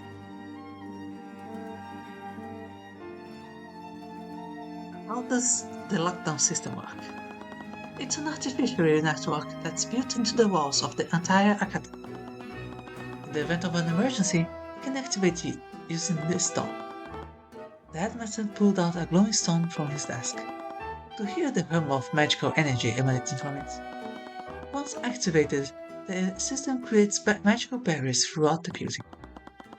It's designed to contain and protect each room in the building. And does it also secure before that? No? No way. Okay. Will a mage breach any of these barriers? I doubt it. Barriers can withstand a great amount of force. They even block mages from teleporting through them. And once activated, even I can turn it off for an hour. Hmm.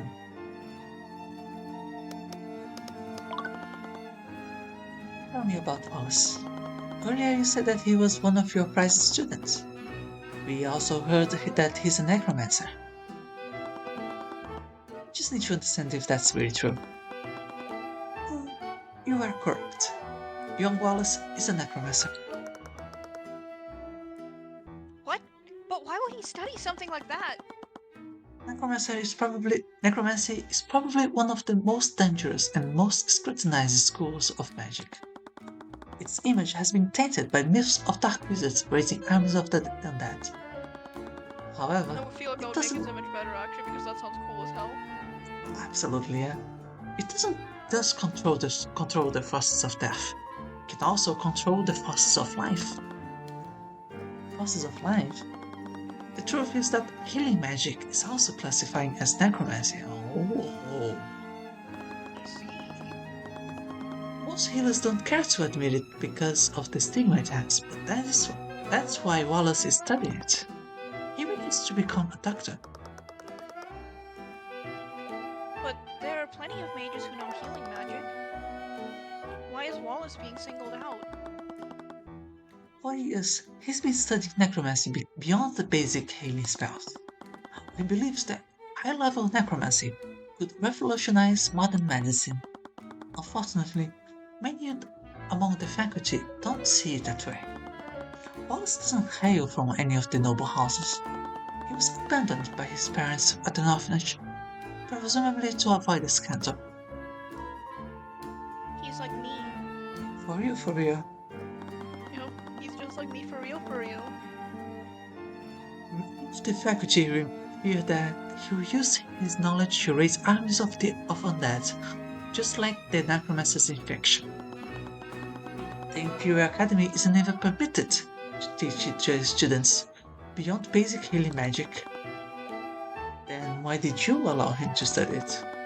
After everything that has happened to him, I made an exception, even if I was breaking the law. What happened to him? I'm not at liberty to say more. Damn. If you plan on defending Wallace, will you need his spell companion? Yes, having a client's companion is instrumental to acquitting them. You may find that a bit difficult. After a certain incident, he destroyed his companion. What? Why would he do that? Doesn't he need it to cast his magic? A spell compendium is a device we use to keep track of what spells we can cast. It's really convenient for remembering the formulas and incantations of my spells, but it's not actually required to use magic. Yeah, okay, I kind of figured that would be the case. Okay, but... Okay. So, the only situation where that can still have some internal consistency is that the compendium automatically records whatever you learn. Yeah, the thing is, like, I'm not surprised this is the case, but also it's a little weird that they were placing so much, like, emphasis on, like, what spells were in the compendium last game. Exactly. If someone can know spells without having them in their compendium. That's what I'm saying. Like, maybe if he had his compendium, that compendium would betray that he knows the spell. That would be the only way that this makes sense. Yep.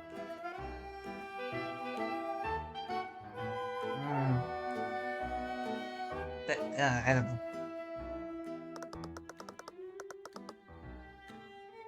I thought of getting rid of mine a long time ago, but they're really expensive. Luckily, I have an unattuned spell compendium right here. I'll be more than happy to give it to you if it helps Wallace. Okay, so if you give an unattuned spell compendium to a mage That is automatically filled with the spells that he knows? That would be the key factor here. It should probably. Maybe. Yeah. Okay, so if it's all spells you know automatically go into the compendium, but you don't need the compendium to cast spells, then that's a different situation. Oh, thanks. Wallace just needs to maintain physical contact with it for 10 minutes. After that, the companion will attune to his magic and update in real time. Yep. Sense Let's out. make sure that you don't let another mage like Celeste hold it. Once it attunes to a mage, no one else can use it. Oh? Oh? Oh? He was fucking saying something! Hey, Eris, what's happening? Eh, Oh, we go on the test log. And the text log.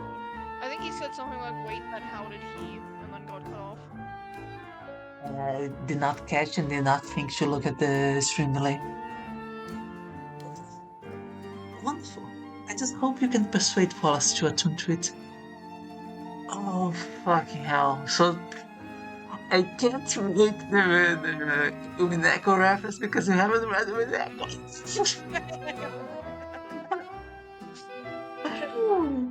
No I'm, references allowed. I'm just gonna say that this sounds like a reverse battler situation. That's all. Okay. Okay. And that does mean nothing to me because I haven't read Umineko. Yeah? Can't attune to anyone else?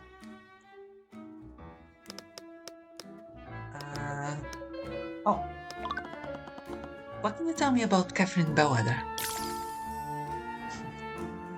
Nothing kind, I can tell you that much. Wow, that was a whole mess of emotions. Truth be told, she was rather unpleasant to work with. Can you think of any enemies she might have had? You might as well list anyone who didn't hail from the four pillar families. Ares. It's best not to beat around the bush with these sorts of things. As I'm sure you saw this morning, Asphalt was probably less abrasive than her personality. Nice. Damn, get her ass. The people in the school did not care for her. Did not care for her. Didn't care for her, yeah. Maybe she wasn't the nicest person, but would that really be enough to motivate someone to murder her? She'd often target and harass students, especially those who were commoners. That does not surprise me. He even made a habit of expelling those students for the smallest infractions. For commoners, magic can be our ticket out of poverty. Okay, but that is in the case bastards, right? Oh, that it has to be blood. Yeah, it has to be in the bloodline. So I can't imagine how it would feel to have that opportunity unfairly ripped away from you. it was akin to a Green Reaper hanging over the student body, waiting to steal away their features. The human psyche can only be pushed so far. What was her relationship with the faculty? In some cases, it was worse than it was with the students. She'd often treat the staff like her personal servants. I received many complaints from them about her behavior, but I was powerless to stop them. But how? I thought you were the headmaster. She's a close friend of the Duke of Finance. She's used her position to curry favor with the noble houses over the years. As you can imagine, the Academy's board is controlled by the nobility. If I ever tried to remove her, there would be dire consequences.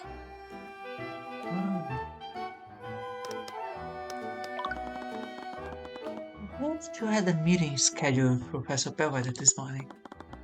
What time was this? And when did the meeting end? Our meeting was scheduled for noon. She arrived on time, and our meeting lasts until 1 p.m. Did anything seem off about her to you? No, she seemed to be her usual self, her usual insufferable self. If you don't mind me asking, what was the purpose of your meeting? We met to discuss routine administrative matters. Despite our personal disagreements, I need to stay civil when discussing professional affairs, but to be perfectly honest, it did always feel like I was treading on eggshells when I was speaking with her. But you were her superiors, weren't you? Didn't she respect your authority? We had many arguments about how I was managing the Imperial Academy, and she was very vocal about her distaste for the students accepted through my scholarship program. She was difficult, to say the least. Okay, that's Okay, everything. So, I guess examining. Oh, and also, of course, presenting the badge. also, you have one too. It's one specifically created for attorneys. It lets me take pictures of evidence and crime scenes. I never really understood the appeal of those contraptions. Really? They're really convenient. I just could never wrap my head around how to use them. They're He's just not old for and me. technologically illiterate. There's a fireplace with some burning wood. It looks pretty cozy. Uh, It's a painting of Snow. He looks like some sort of professor. That Because he has Professor an uncle and Lucas? a book? I suppose the coat is also rather official looking. Oh, yeah. It's Professor Lucas Cuthbert. He was an instructor here many decades ago. He was quite the accomplished scholar and well beloved by the students here. And this was all despite his lack of magical ability. He studied magic without actually being able to use it? Yes, he was quite remarkable. Fortunately, we lost him to illness very early in his career. It's a painting of a mage, but he doesn't quite look like a noble. That's Jason Steelwind, one of the chosen mages of the scale. Uh, yeah, Jason that is is just not a very fantasy sounding name. absolutely yeah. And is that like a blade of some kind? Probably a sword. Yeah. Oh wow, a photo of a mage on the wall. Oh yeah, that's Steve. Like, what it fucking sounds like. Press X to Jason. Wait. Wait, Steelwind? As in... Yes. He is the earliest recorded ancestor of House Steelwind. Legends say that the Scaled Lord bestowed his power upon him and his allies to create the first mages. Wow. It's hard to even tell he and the prosecutor belong to the same bloodline. With all the noble houses, House Steelwind had quite humble beginnings. If only they'd remember where they came from. It's a fancy looking chandelier. Oh, What's up? there's a window where we blew up a garden. The headmaster has a nice view from up here.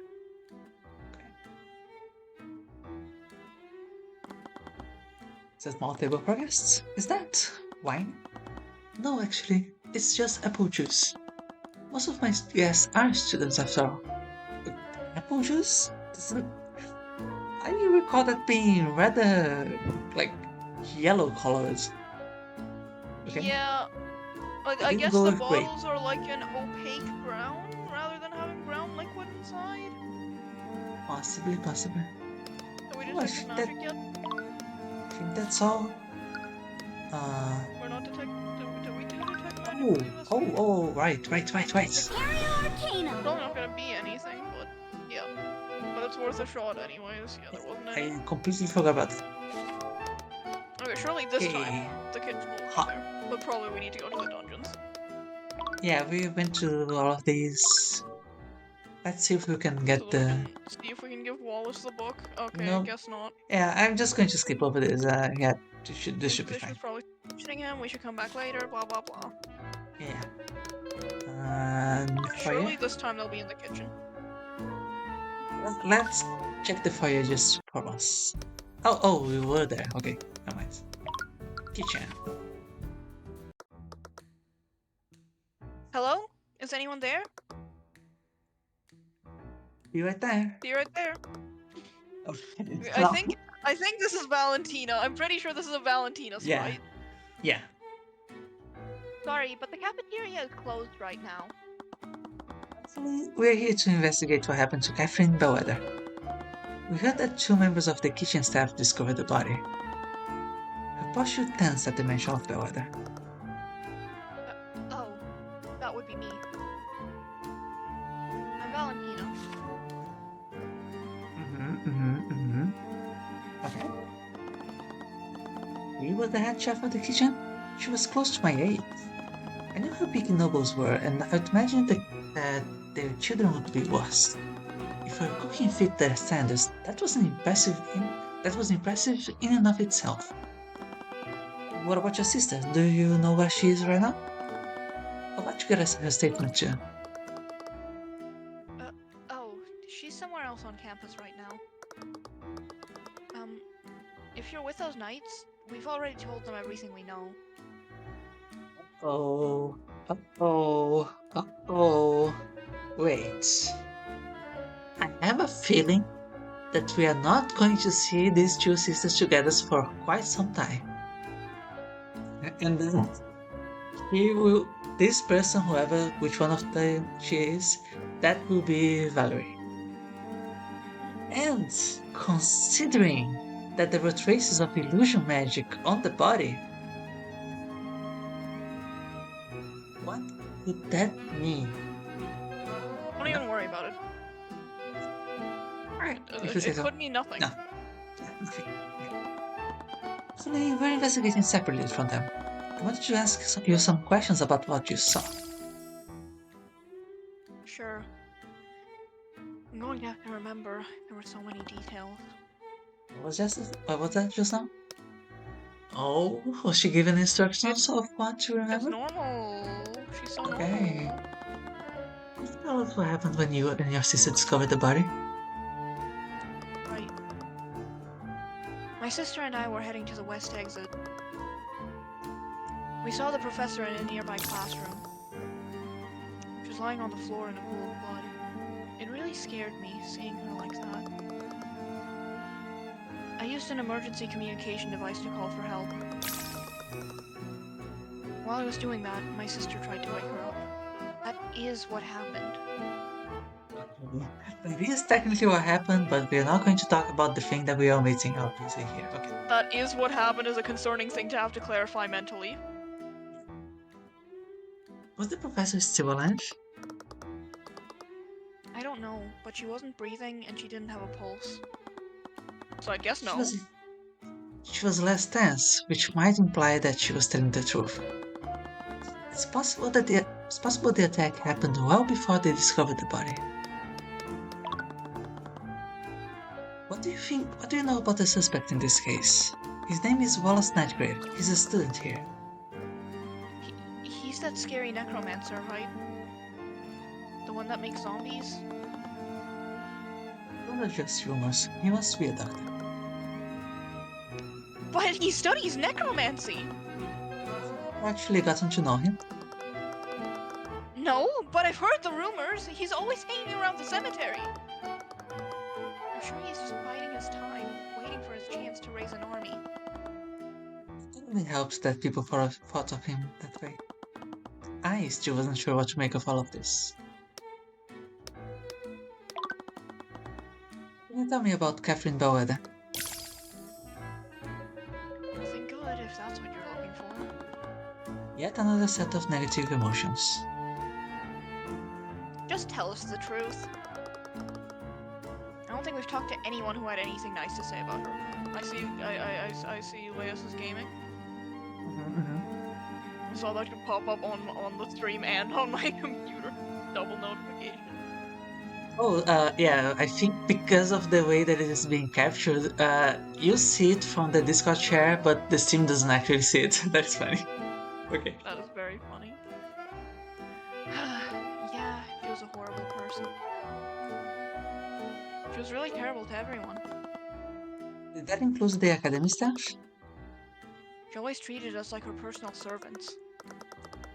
Sometimes she'd make messes on purpose, just so she could order us to clean it up. Thought the kids from the noble houses were bad, but she was something else. She acted like she owned the place, but she wasn't even from a noble family. The only reason why she had any power was because of her friends on the school board. I just hope we can still keep our jobs. Interesting. Why would you be worried about this?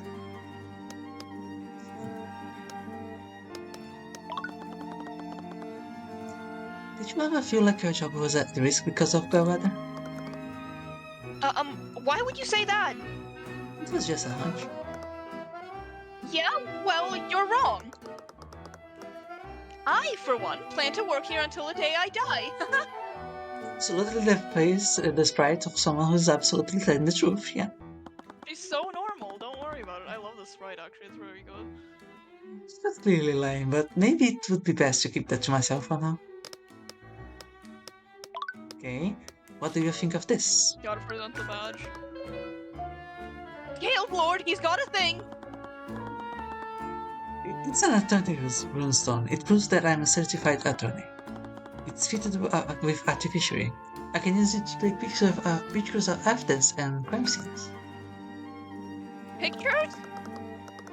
I do not consent to having my picture taken. You are legally not allowed to. I wasn't planning to. Tyrion, just put it away. Yeah, behold, a thing. Okay, I guess we examine. Celeste, this one was close to the crime scene. Could you cast Detect Magic and scan for magical traces? Sure. Did you just say scan for magical traces? Oh, I'll just get out of your way then. So she's definitely got magical traces Oh, on her. Yes. yeah, okay. Does she have... Wait. Because obviously, if she was her sister instead, she doesn't need an illusion spell. But then, Yeah. who else is using an illusion spell? So is Catherine...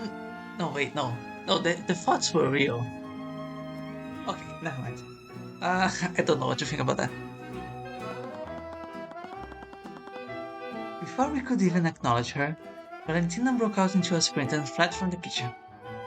Girl who definitely has no magic traces on her. Wow, she can run pretty fast. What was that about? Repario Arcanum. Detect magic. Oh, that's Okay, one. nothing here. It's all on Valentina then. Yeah. They must have sold the students' meals on these plates. It was a shame they had to close the kitchen during the investigation. There was a large stack of produce in the corner. There was some wine there too. Must be for cooking other professors. There's a set of pots for cooking soups and the like. Even a wok, maybe? Soups. There was a set of pots for... Oh, yeah, they were the same, okay. There's a large cooking station here. Yeah. Rack of cooking implements hanging from the wall.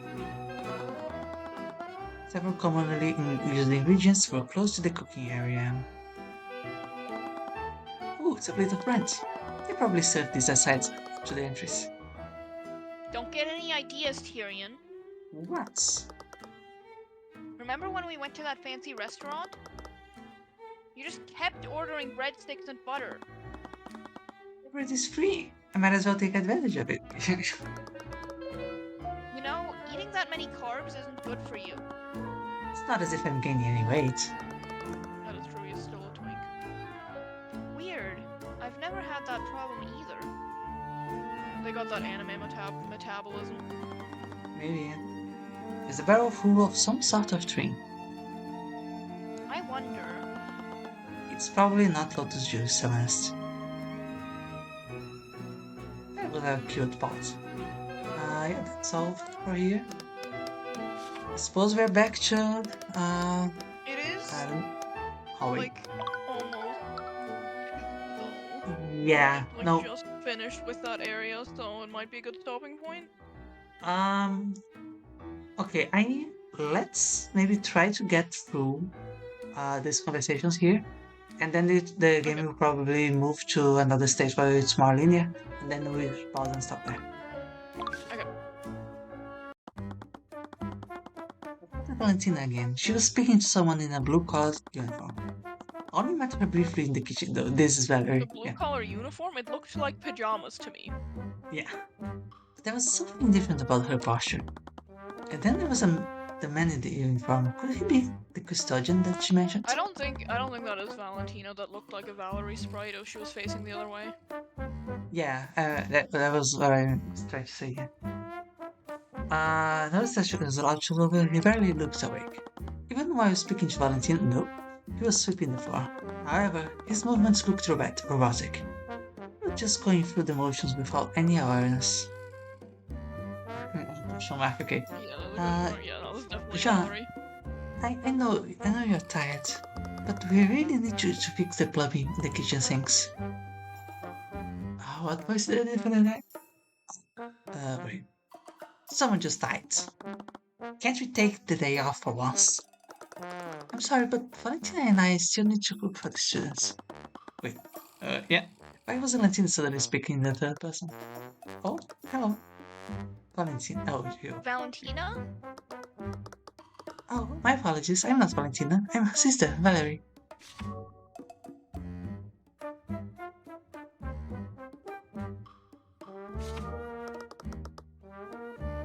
Are you trying to trick us or something? You look exactly the same. I remember reading about something like this before. You two are identical twins, aren't you? Yes, that's Okay, correct. I'm just saying though, like just because they're identical twins does not mean they need to style their hair the exact same way and keep the same and wear the exact same hair accessory. They're just Yeah. freaks. They're just weird for this. Hmm. Wait, meant that she was the one who discovered the body alongside Valentina. Since we have you here, do you mind if I ask you some questions about what happened? I'm terribly sorry, but I've already spent a lot of time looking for Jean here.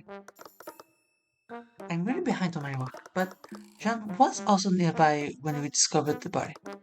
I'm sure he can answer your questions. The twins are like the least suspicious people ever, don't even worry about it. Mm-hmm. Before I had the chance to object, Valerie quickly walked away. Wait, Do you want me to go after her? I'm pretty sure I can catch up to her. no, we don't want to scare those two more than we already have. Anyways, Valerie said that Jean was nearby when the murder happened. Maybe he saw something they didn't.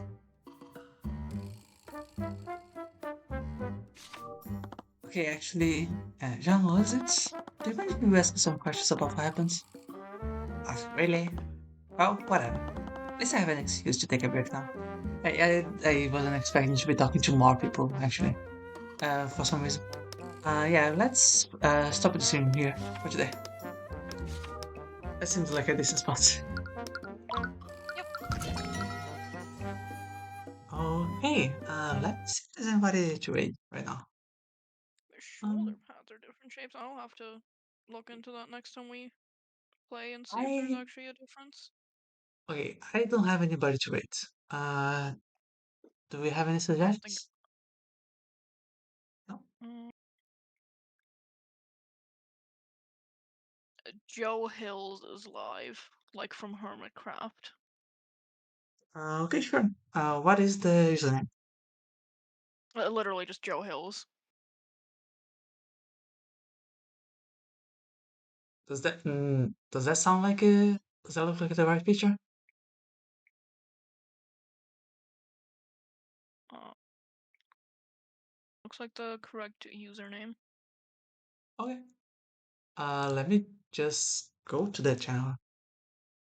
Just to make sure. Uh, what we are getting into here. Oh yeah, That's that Hermitcraft. is. Yeah. Okay, cool. Then yeah, we'll be hopping over there then. Thank you very much for stopping by, everybody who did. Thank you for watching, anybody in the VOD. And uh, most of you, do you have any idea of what is the first time that you'll be available next week? Uh, I'm thinking probably like Wednesday, which would be Thursday for me, but I'm not sure yet because I have to send some emails and stuff, and then I'll figure out how that affects my schedules. But that's my current guess. Okay, then we'll be back with Tyrion Cuthbert one of these days. And I will probably be back on Tuesday with more Mario and Luigi. And at the Yes, latest, we should just be back on Saturday again if I can't somehow find a way in the week. that is all fine. Thank you very much for watching, and I'll send it over right now. Bye bye.